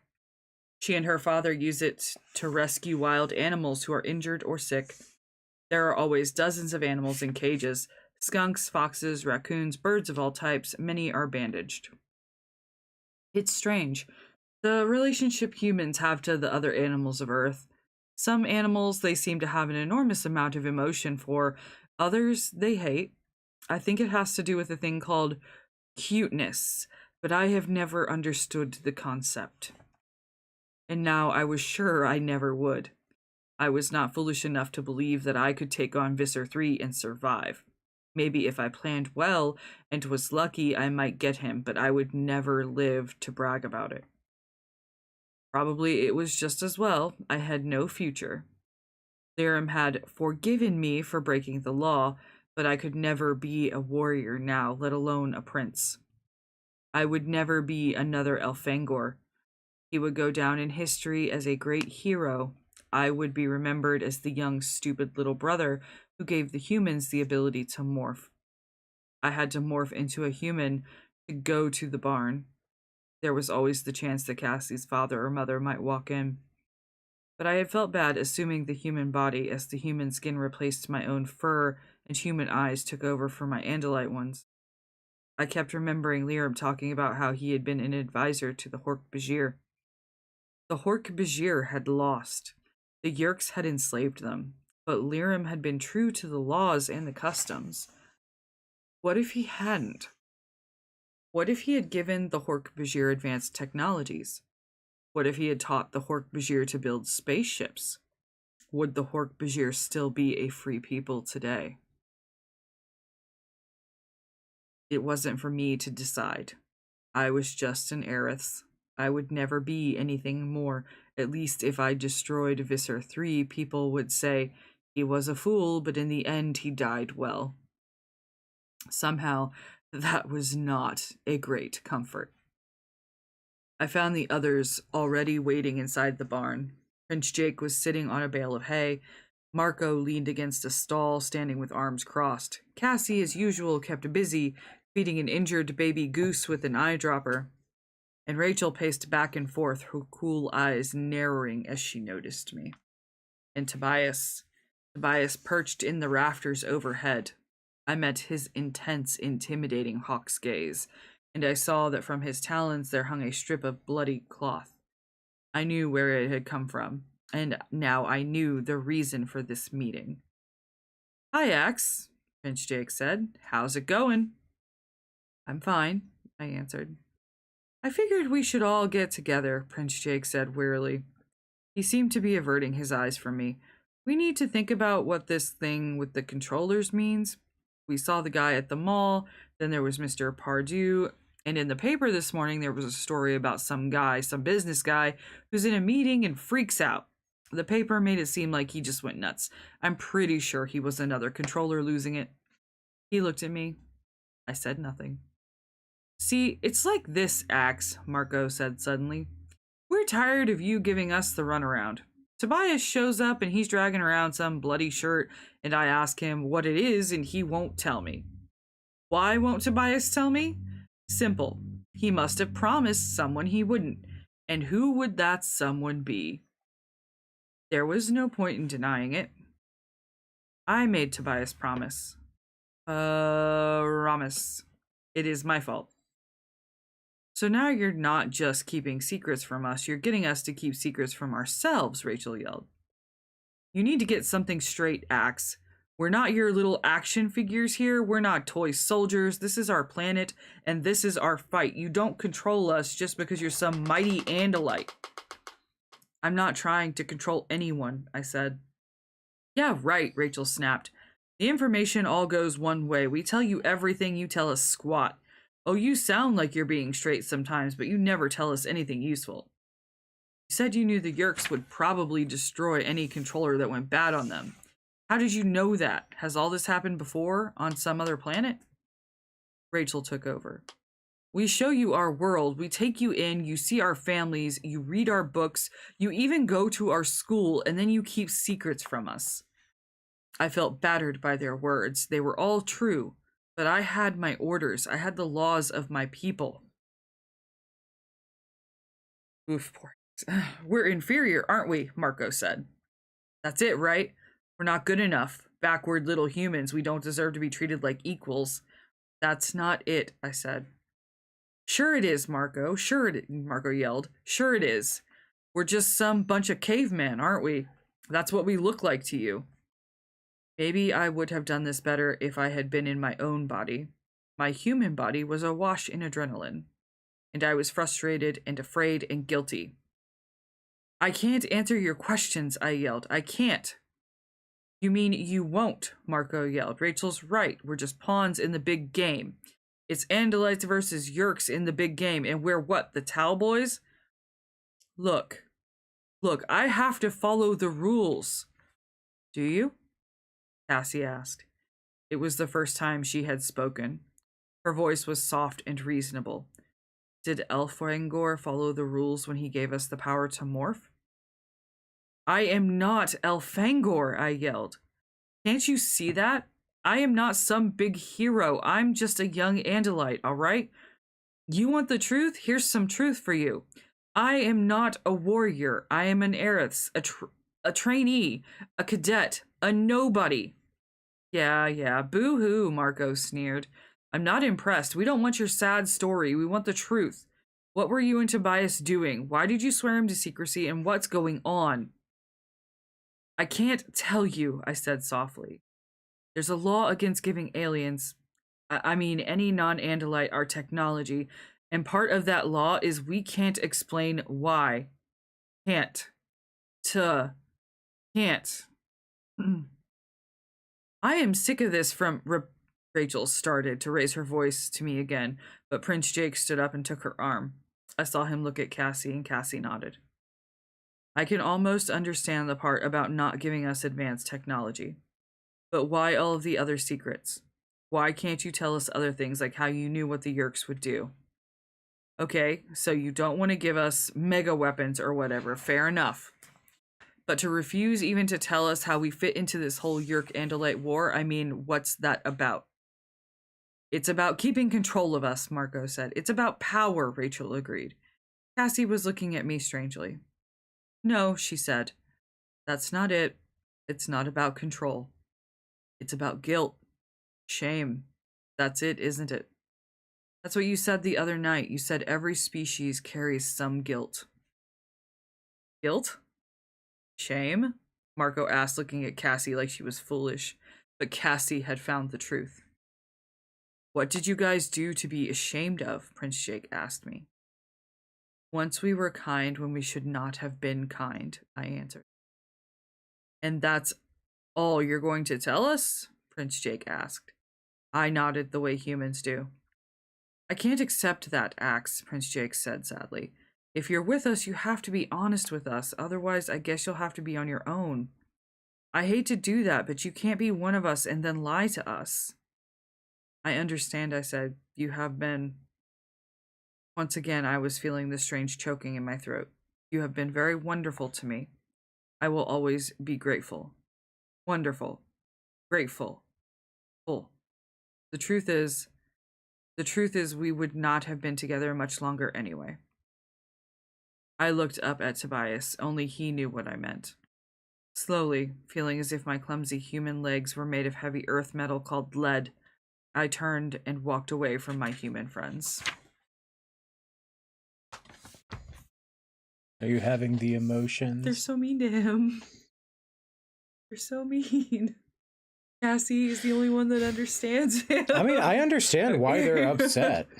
Yeah. Yeah, like this war is directly affecting them. Like, Yeah. remember Jake earlier was like, dude, I've got a brother who could be fucked up by all this. What aren't you fucking telling me? Yeah, I'd be mad too. Yeah, I'm so sorry. I'm so sorry. There's so many feelings. Yeah, the series started off by not fucking around. It has now gone into negative fucking around. Yeah, and now also it's fucking around with the autisms. Like it's like, oh, here, let's hold up this example of why you feel like you're ostracized and don't understand human society. Great, 10 out of 10. Chapter 18. You can't always get what you want, but if you try sometimes, you just might find you get what you need. A famous human named Rolling Stones said that. I thought it was very wise for a human. Oh my god. From the Earth Diary of Aximili Esgaroth Isthil.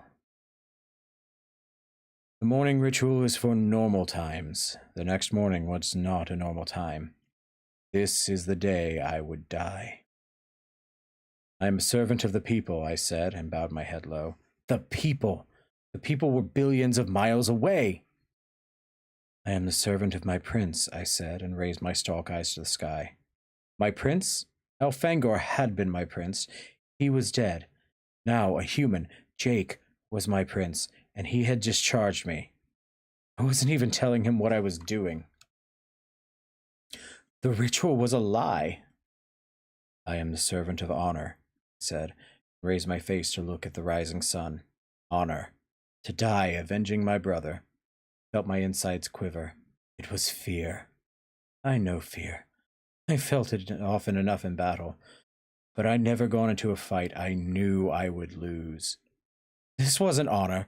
This was running into the hands of death. My life is not my own when the people have need of it. Couldn't I ask the others for help? Couldn't I go to Prince Jake and tell him? No. Not without telling him that I had called my homeworld. Not without agreeing to tell them everything. It was time for the last words of the ritual. My life is given for the people, for my prince, and for my honor. I drew up the tail blade and pressed it against my throat in the symbol of self-sacrifice. I was breathing hard, as if I'd just been running. My hearts were beating fast.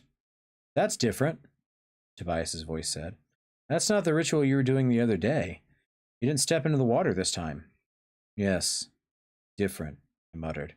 I was angry that Tobias was there. You're gonna do this, aren't you? I didn't answer.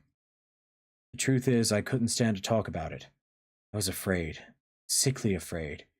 If I could achieve surprise, maybe I could kill the Visser.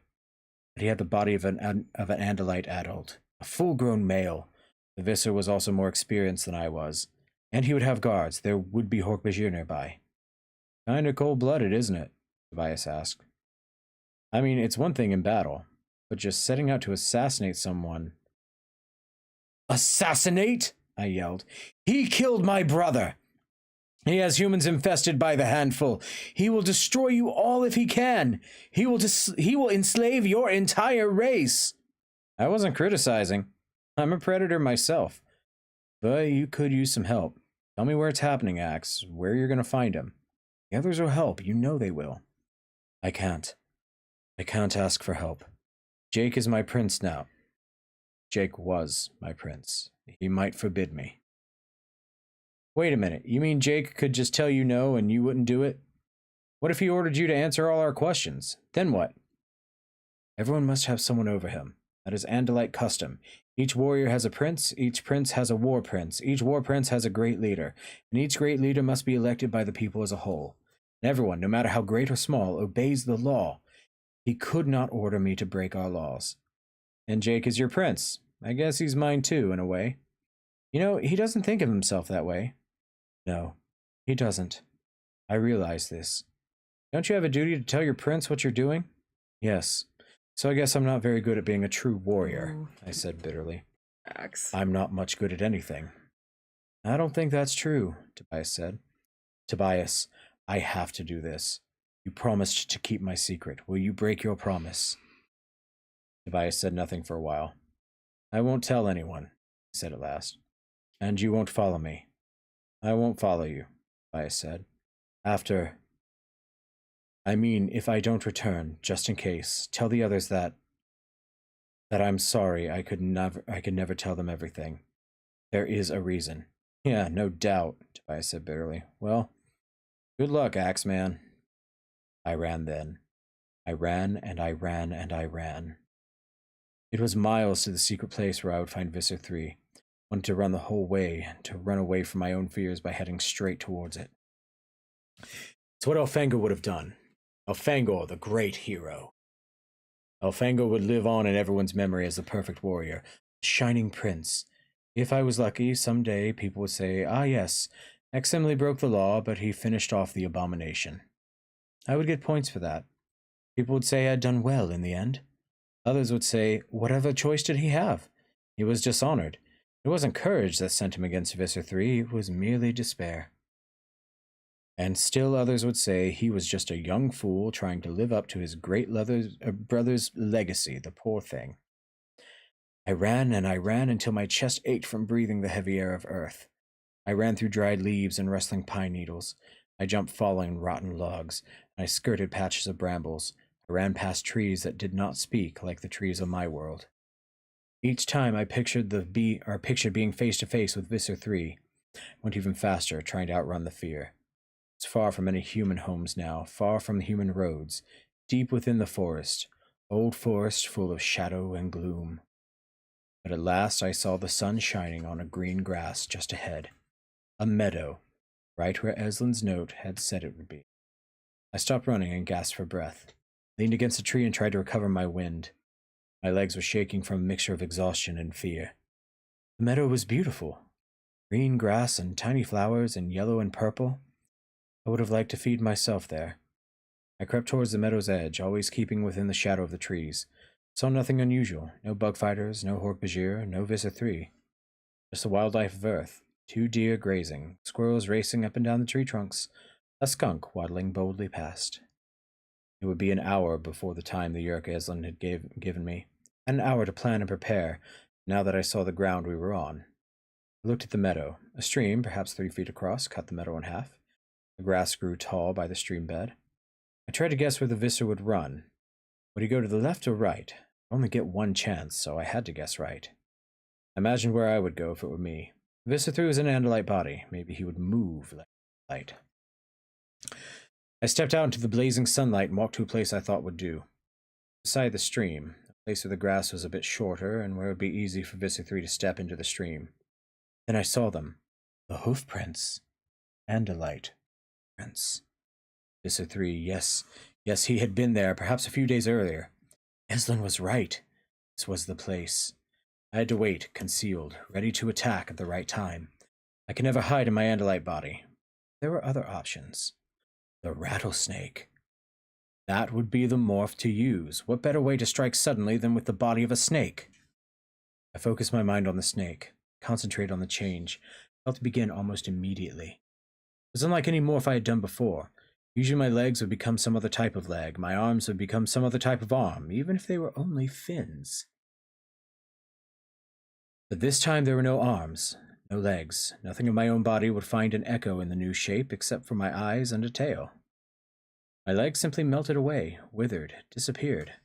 I fell to the ground, a legless stump. My arms shriveled and evaporated. I heard the sounds of grinding inside my body as all my bones melted together into my spine. I was shrinking, but since I was already lying on the grass, it didn't seem as extreme as it sometimes did. Stalks of grass grew higher around my head, and then purple flowers grew larger, but there wasn't the usual feeling of falling as I shrank. What I did feel was a terrible sense of utter weakness. I had no arms, no legs. My tail, that I kept, although in a very different form. The blade of my tail suddenly broke up into a sort of chain. Dozens of raspy blisters, all connected. The rattler's tail. My fur disappeared very swiftly, and all over my bare skin scales grew, like tiny interlocked armor plates that formed a pattern in brown and black and tan. Grew a mouth, huge mouth for the size of my body. I was a tube, and the open end was my mouth. It was a shocking body, a bizarre body, stranger even than morphing an ant or a fish. I was a creature with no separate parts. Oh no. My Andalite stalk eyes went Two. dark. Large, amazingly long, fast-moving forked tongue grew in my mouth. It wasn't like a human tongue. Tongue's sense of taste was beyond anything a human tongue could ever achieve. This tongue tasted the very air. Then I felt the feature I waited for. Huge, long, curved fangs. Fangs that were each a tiny, hollow needle. Above them, poison glands grew and filled with toxin. I felt the snake's mind emerge beneath my awareness. It was not a hot, driven mind like some animals. It did not overwhelm me with fear and hunger. It was a slow, calm, and deliberate mind. Mind of a predator, a hunter, a calm, deliberate killer. And the senses! The lidless eyes saw strange colors, but they gave me a good range of vision. The tongue, which shot out from a slit on the bottom of my mouth, smelled the air, brought me an incredibly array of sensations: the scent of grass and earth, the scent of insects, and the scent of living, warm-blooded creatures. Just below and behind my snake nostrils were two pits that sense heat, especially the levels of heat put off by prey. Yes, this was a good morph to use. The Visser would not expect me. Blue Scala was right all along. The Visser's Andalite body was fast, but it was not faster than the snake. I knew that from my own experience. I began to move, slithering through the grass. I moved with sinuous grace, easily, silently. I followed my tongue. It shot out and back again, sensing, smelling, tasting. Felt the rattler's mind with my own. It was unafraid. It had no honor. It had no friends to worry about, no family to disappoint, no laws to break. Felt no loneliness. The snake had always been alone. I settled into the grass and waited patiently, motionless, counting off the minutes in my head. Then I felt vibration of the earth beneath. Vibration that was the sound of a bug fighter landing, then another. Just two, not far away. It was time. The Yerks were coming. Visser 3 was coming. I drowned my fear in the calm lake of the snake's predator brain. I prepared to kill. And to die. I smelled him long before I saw him. I smelled Andalite flesh. The yerk that was the real Visser 3, the yerk inside the Andalite body, I could not smell. Spread out, Visser 3 ordered. His thought speech was loud, open, to reach his soldiers. You, watch the tree line. You two to the far side of the meadow. Shoot anything that moves. His voice was in my head. I felt churning in a stomach I no longer really had. I tried to squash my own fear beneath the snake's calm, but it rose suddenly. I went over the plan. Strike, escape, demorph, go back for the kill. I would have to demorph before the Visser's guards could come to his side, and I would have to hope that the snake venom would slow him down. Then, galloping, 4 sharp hooves beating across the meadow, my tongue flicked and smelled him on the wind. Yes, he was coming closer. Yes, he would come to the stream. A shadow. He was there overhead. He blotted out the sun. My snake tongue smell tasted him. My lidless, always open eyes saw his belly overhead like a curved roof. I felt his warmth. He stuck one hoof into the cool water to drink. No time to think. He could move at any moment. A sound. What was it? Me. It was coming for me, my tail. A rattlesnake's tail. It had sounded its grim warning without conscious thought. I saw the Visser's head lowered. I saw his 2 main eyes focus. I could read the dawning fear in his eyes. Zap! I struck. My coiled muscles fired all at once. My head rocketed through the air. My mouth opened wide. My fangs came down. Strike. Fangs sank deep into Andalite flesh. I could feel the venom pumping. I could feel the poison shooting into Visser 3's leg. He jerked. I released. He tried to back away. He was very fast, but I was so much faster. Strike. Pump the venom into him. Poison the monster. Poison the abomination. Poison Elfangor's murderer. I drew back. I could taste my own venom dripping from my fangs. His tail swept over his head, lancing down at me. but I was already gone. The blade sliced deep into the ground. I felt the wind of it as I slithered swiftly away. Demorph, I ordered myself. Still, the Visser had not called his guards. He would be wondering. He wouldn't know how dangerous the snake was. He wouldn't realize at first that it was not a true snake, and then slowly he would begin to suspect. I was racing at breakneck speed through the grass. Behind me, my rope body twisted and coiled and released and slithered, but my head stayed level and straight, flying at ground level through the grass. I was 20 yards away when my snake body grew slow and sluggish from the changes. Tiny legs appeared, just stubs at first. Tiny stalk eyes grew from the broad top of my diamond-shaped head. "There is a snake," Visser 3 roared. "Find it, kill it." I struggled on, heading for the edge of the forest. Then, body warmth, a warm-blooded animal just ahead of me. My tongue flicked and smelled an aroma. I knew. Hork-Bajir. Hork-Bajir, the shock troops of the Yeerk Empire, a peaceful, decent race that happened, as Marco often said, to be built like lawnmowers. Bladed arms, bladed legs, tearing clawed feet, a slow but deadly tail.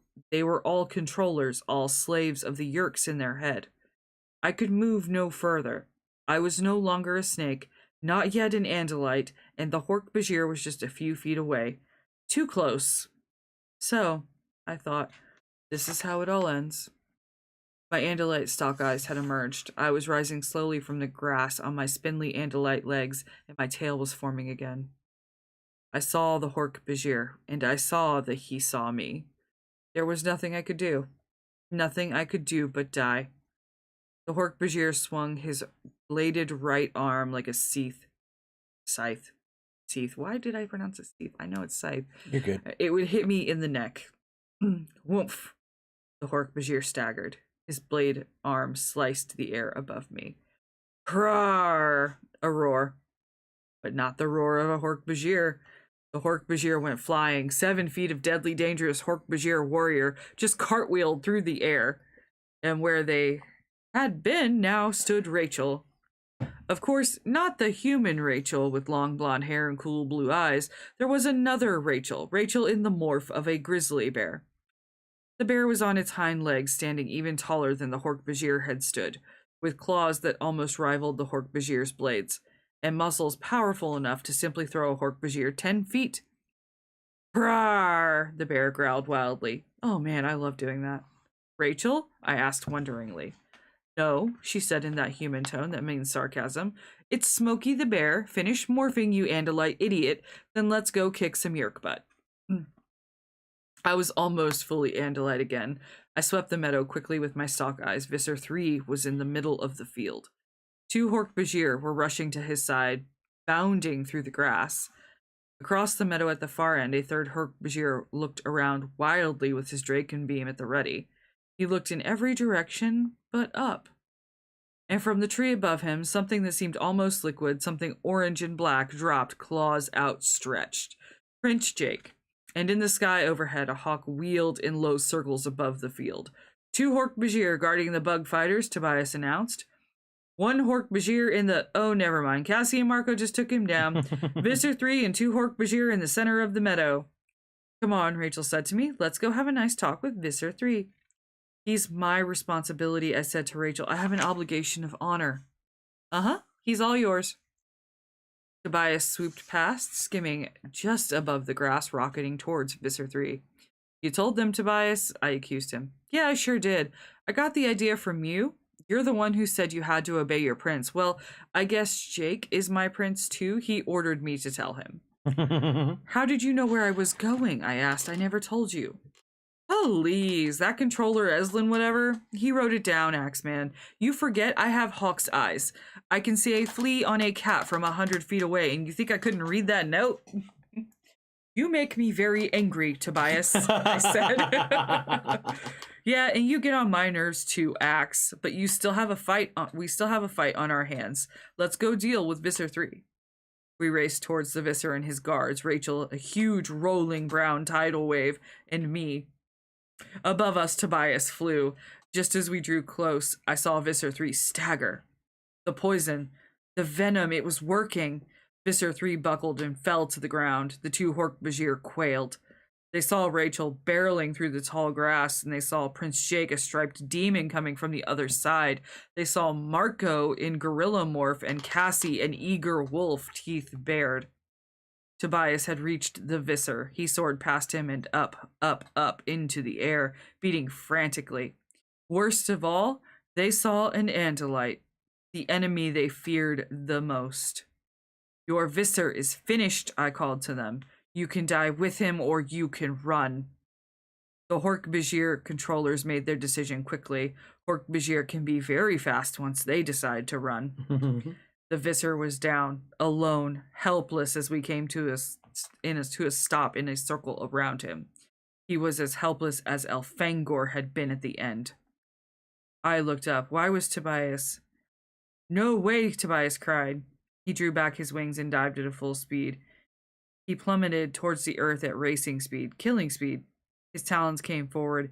It looked as if he would hit the ground. Then, no, no, no, no, Tobias cried. He swooped up and away, back up into the sky. Tobias, what is it? I heard Prince Jake yell in thought speak. He bailed. He bailed. The Yerk bailed out. He got to the water and I can't see him. He got away. What? I cried. What happened? He's out. Visser 3, he's out. I saw him worming his way through the grass. It took several seconds for my brain to comprehend. I couldn't make sense of it. It was impossible to believe. He left his body? I asked. Visser 3 left his host. He crawled right out of the Andalite head and slithered into the water, Tobias confirmed. There's a fast current. I can't see beneath the surface of the water that well. I can't see him. I looked down at the creature I thought of as Visser 3. But of course the real Visser was a gray slug, a Yerk. And this body was the body of an Andalite. The Visser was gone. Escaped. The Andalite was breathing but seemed unable to move. He looked up at me with his main eyes. I had faced Visser 3 before. I had felt the evil force that flows through him. That evil was gone now. This was only an Andalite. The Yerk was gone. Kill me, the Andalite managed to gasp. Kill me before he takes me over again. Please, please kill me. I felt my heart stop. It was more than I could stand. After years of being controlled by Visser 3, the mind of the Andalite host was still alive, still aware. I may have already killed you, my friend, I said. The snake. No, no, you don't understand. Visser 3 has backup forces ready. They'll be here in minutes, half a dozen bug fighters. They'll keep this body alive. Your poison is too slow. But you're an Andalite. I can't kill you, I said desperately. I can't. He'll take me again, the Andalite said, begging. The Yerks will find him and bring me to him again. Please, I can't live that way. Please, the things I've seen, you don't understand. It's horrible. He tried to raise his own Andalite tail. He tried to bring the blade to his throat, but the venom had weakened him. His tail fell limp. I understand, he said at last with sadness so deep it burned me to hear. Listen, name is... What is my name? It's been so long. And the poison... Yes, that's it. My name is Alaran Semitur Karas. I was once a war prince. Someday, if you survive, I have a wife. I have 2 children. Someday, tell them I still hope. Tell them I still have love for them.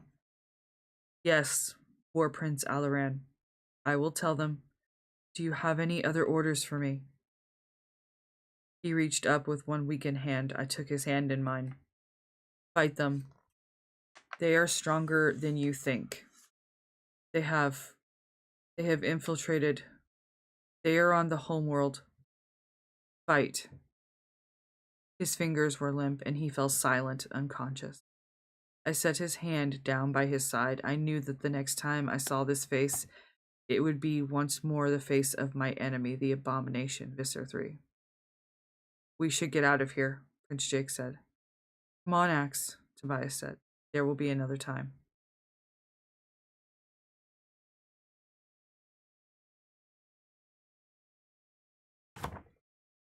You okay, baby?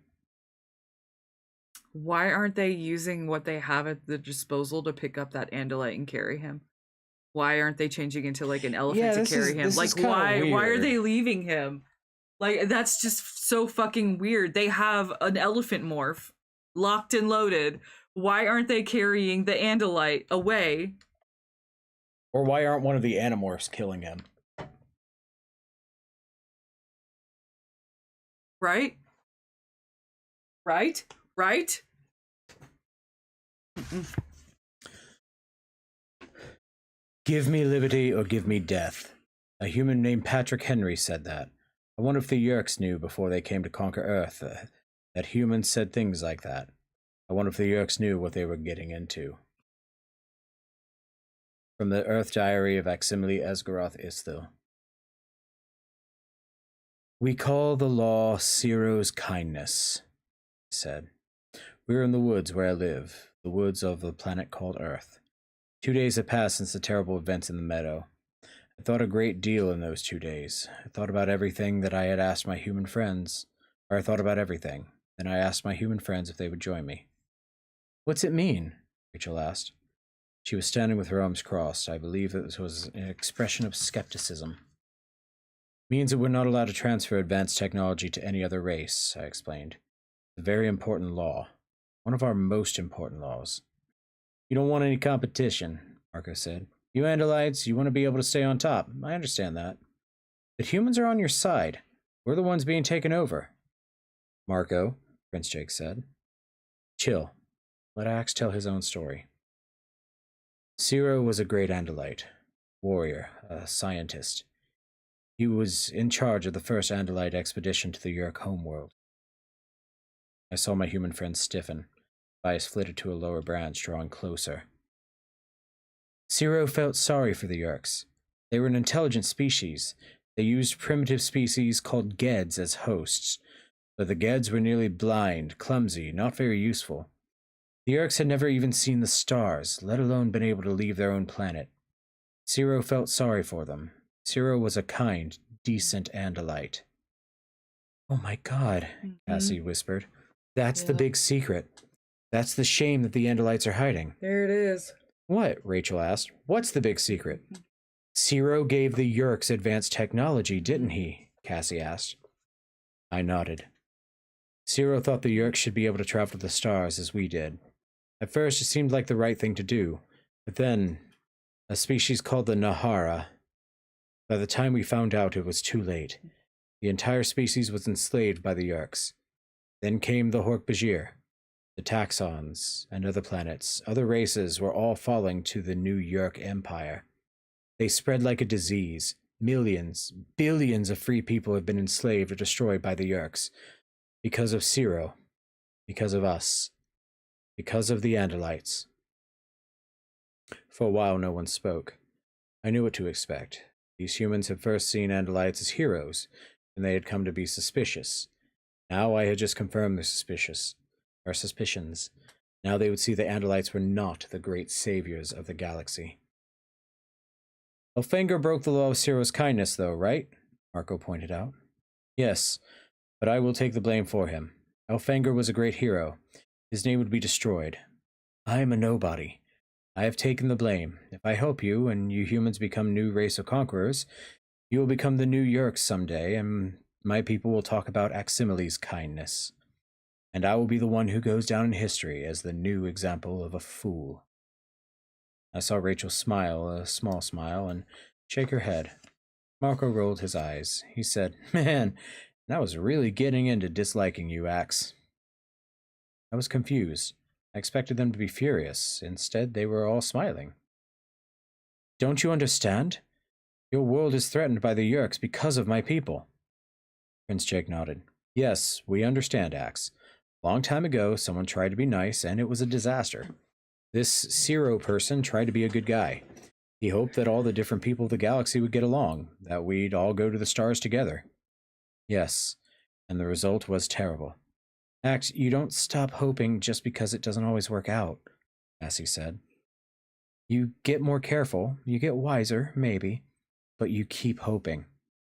Look, Ax, Prince Jake said, we don't want you to give us any Andalite technology.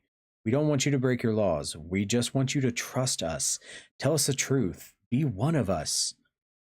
You aren't alone, Ax, Cassie said softly. Maybe we aren't your people, but we are your friends. Your boy Ciro wasn't wrong, Marco said. He just hooked up with the wrong species.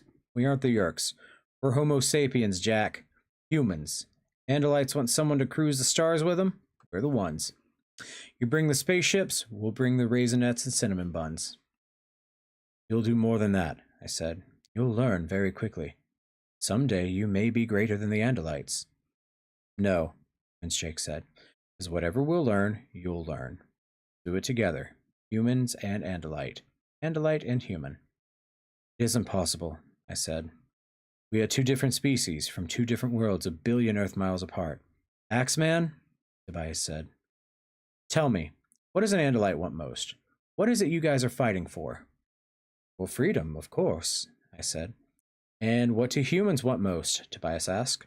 Freedom, Prince Jake said. Freedom, Rachel said, nodding her head. Freedom, said Marco and Cassie together. Freedom, Tobias said. Different bodies, different species maybe, but who cares? We agree on what matters. For a few minutes I said nothing. Guess I felt a little overwhelmed. Then I realized something that made me laugh. See? It's happening already, I said. What? She'll ask. You humans are already teaching Andalites something new, I said. You're right. We fight the same battle for the same goal. The Andalites on your homeworld may not like that idea, Rachel said. No, they won't. They have their laws and customs. They think they know what's right. If I ever go home, I will have a lot to explain. Maybe so, Tobias said, but I know one Andalite who would have been very proud of you. Are you with us? Prince Jake asked. Yes, Prince Jake, I said. Don't call me Prince. Yes, Prince Jake, I said again. All right, Marco said, rubbing his hands together. Now that's over with. Now we're all finally leveling and telling the truth. I think we all have one very big question for Axe. One huge question that will put our new friendship to the test. One gigantic question. Everyone nodded in agreement. What? I asked nervously. How do you eat without a mouth? I laughed. We eat as we run. Our hooves crush the grass and the nutrients are absorbed into our systems. We drink the same way, by putting a hoof in water. Ah, so that's the whole thing with the morning ritual when you stick your hoof in the water, Tobias said. Morning ritual? What morning ritual? Yeah, tell us, Cassie said. Okay, I agreed. I'll tell you everything I know. I looked directly at Tobias as I said that, met his fierce, intense hawk's gaze. I wanted him to understand that I would answer his questions as well. The question I knew must be burning inside him. But the question never came.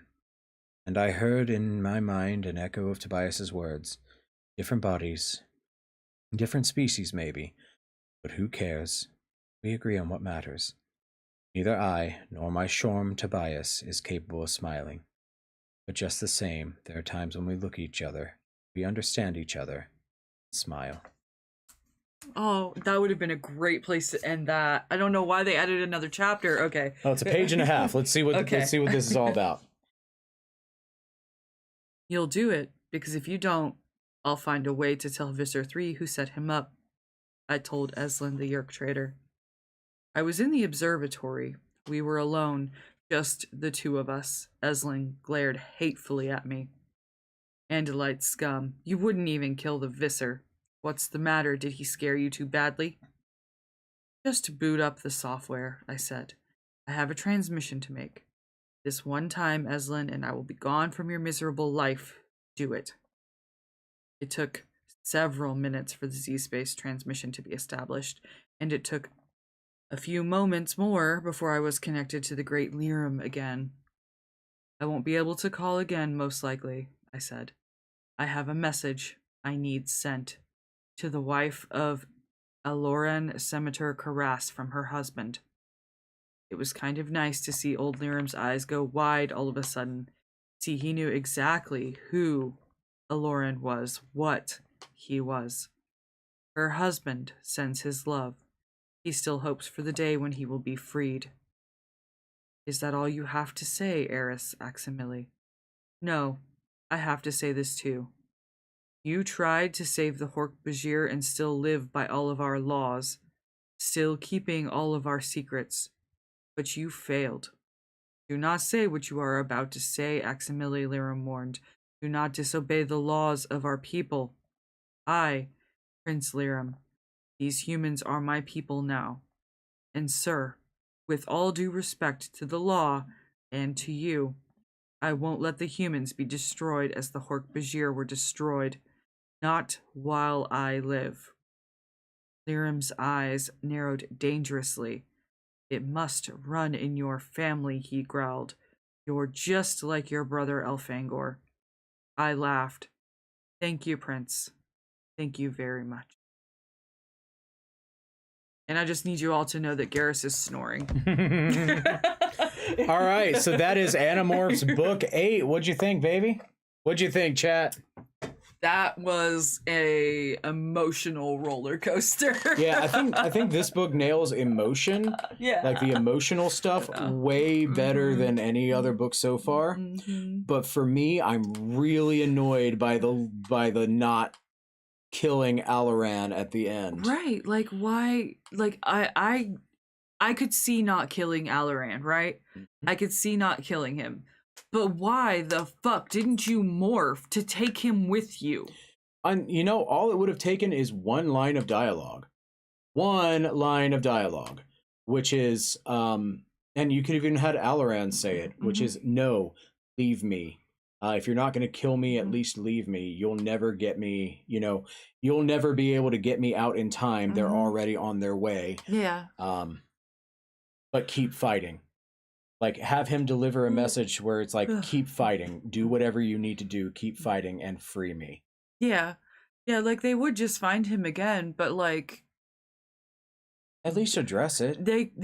If they took him with him, they could at least get the information about it, like... They could at least get the information from him had they taken him with them. He would have been recaptured, full stop, right? He would have been recaptured. Sure.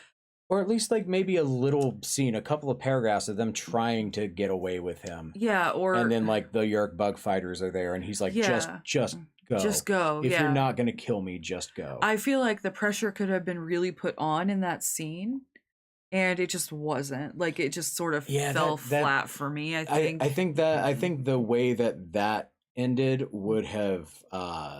I think the way that ended is the first kind of misstep that I see in the series, which, I mean, it took us 8 books and the end of the 8th book to get to a plot point where I'm like, yeah, that could have been done better, guys. Yeah, that one could have been done better.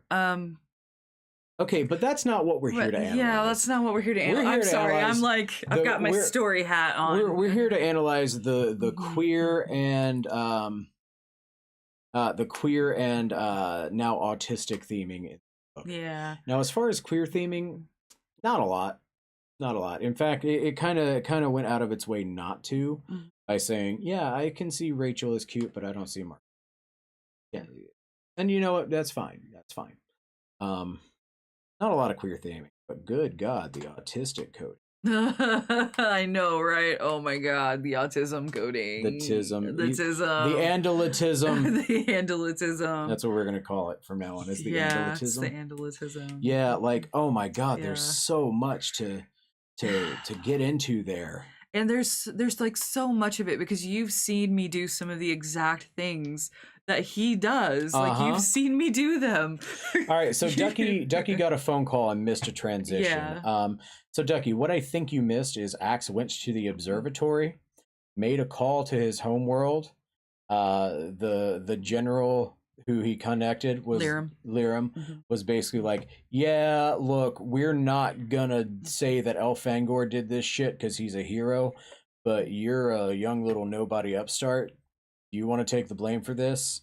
And Axe is like, yeah, all right, feels gross, but yeah, all right. Mm. And then a controller walks in and he's like, hey, what's up? Visser 3, this operation, we have no Kandrona. Visser 3 decided that the Yerk that I loved was super expendable and she died horrifyingly, and I want him dead. Here's where he feeds as an Andalite. You do me a favor and do an assassin for me. And then Axe is like, well, I'm not going to survive this, but I'm honor bound to do this now that I know where he's going to be. Let's fucking go. Right. And then in the phone call, he completes the ritual to make sure that he takes on his brother, his brother's revenge. Yeah. Killing. Like he swore an oath to his father to go do that. A ritual. Yeah. Like this is where we really start to see the theme of Axe versus Andalite mores and cultures. Yeah. And, yeah, I fucking love that theme. I am a sucker for that kind of arc. Yeah, it's so autistic coded. Yeah. Melanie, I gotta ask, are you a regular? Because I haven't seen you. Is this your first stream with us? Okay, what's the most autistic thing that Axe did in this book? There's so many examples to pull from, but I think one of the biggest is the fact that he stopped and he asked Tobias if he was his friend. Yeah, like that, full stop, just full stop. That right there. Now I'm seeing a really interesting little parallel to where he's going from, hey Tobias, are we friends? To at the end they have like that autistic vibes-based communication going where they're like, yeah, we can't smile, but we're smiling. Yeah, it's like, yeah, we can't smile, but we understand. Yeah, so it's like, yeah. Oh, well, welcome back, Melanie. It's so good to have you. All right. I think that's going to wrap it up for us tonight. The boy is awake. The boy is awake. He's Come here, the boy. Oh, big stretch. Big heckin' stretch. Oh, Come here, Garrus. Come here, you little Ambilight bandit. Come here, baby. Come on. Come here, baby. Come here. Look at you. You're so sleepy-eepy. You know why we do this, right? You know why we do this is because these streams last like poor boy. 3.5, 4 hours, and I want to make sure that if you're an Andalite bandit set to take down my empire, you get stuck as my dog. I mean, he's cute and I love him. Garrus, buddy. I'm gonna go snuggle my Andalite bandit doggy. Totally chill, bud. All right, thank you guys so much for joining us. There will be no stream on Wednesday. I will be back with Silk Song on Thursday, and we've got a fantastic Honey doing an extended Saturday stream to celebrate as like the last hurrah to celebrate their birthday. Celebrate my birthday. I'm doing Potion Craft Alchemist Lab because I wanted something kind of Halloween themed. So that's going to be info dumping on the history of alchemy and witchcraft. Yeah, the history of alchemy and witchcraft, and also there's botanical stuff happening, and there are bugs. There are bugs. There are very bugs. All right, guys, thank you so much. Do me a personal favor and have a wonderful rest of your evening. Remember, we love you all. And there's nothing you can do about it. And this is a threat. Okay, bye. Bye, guys.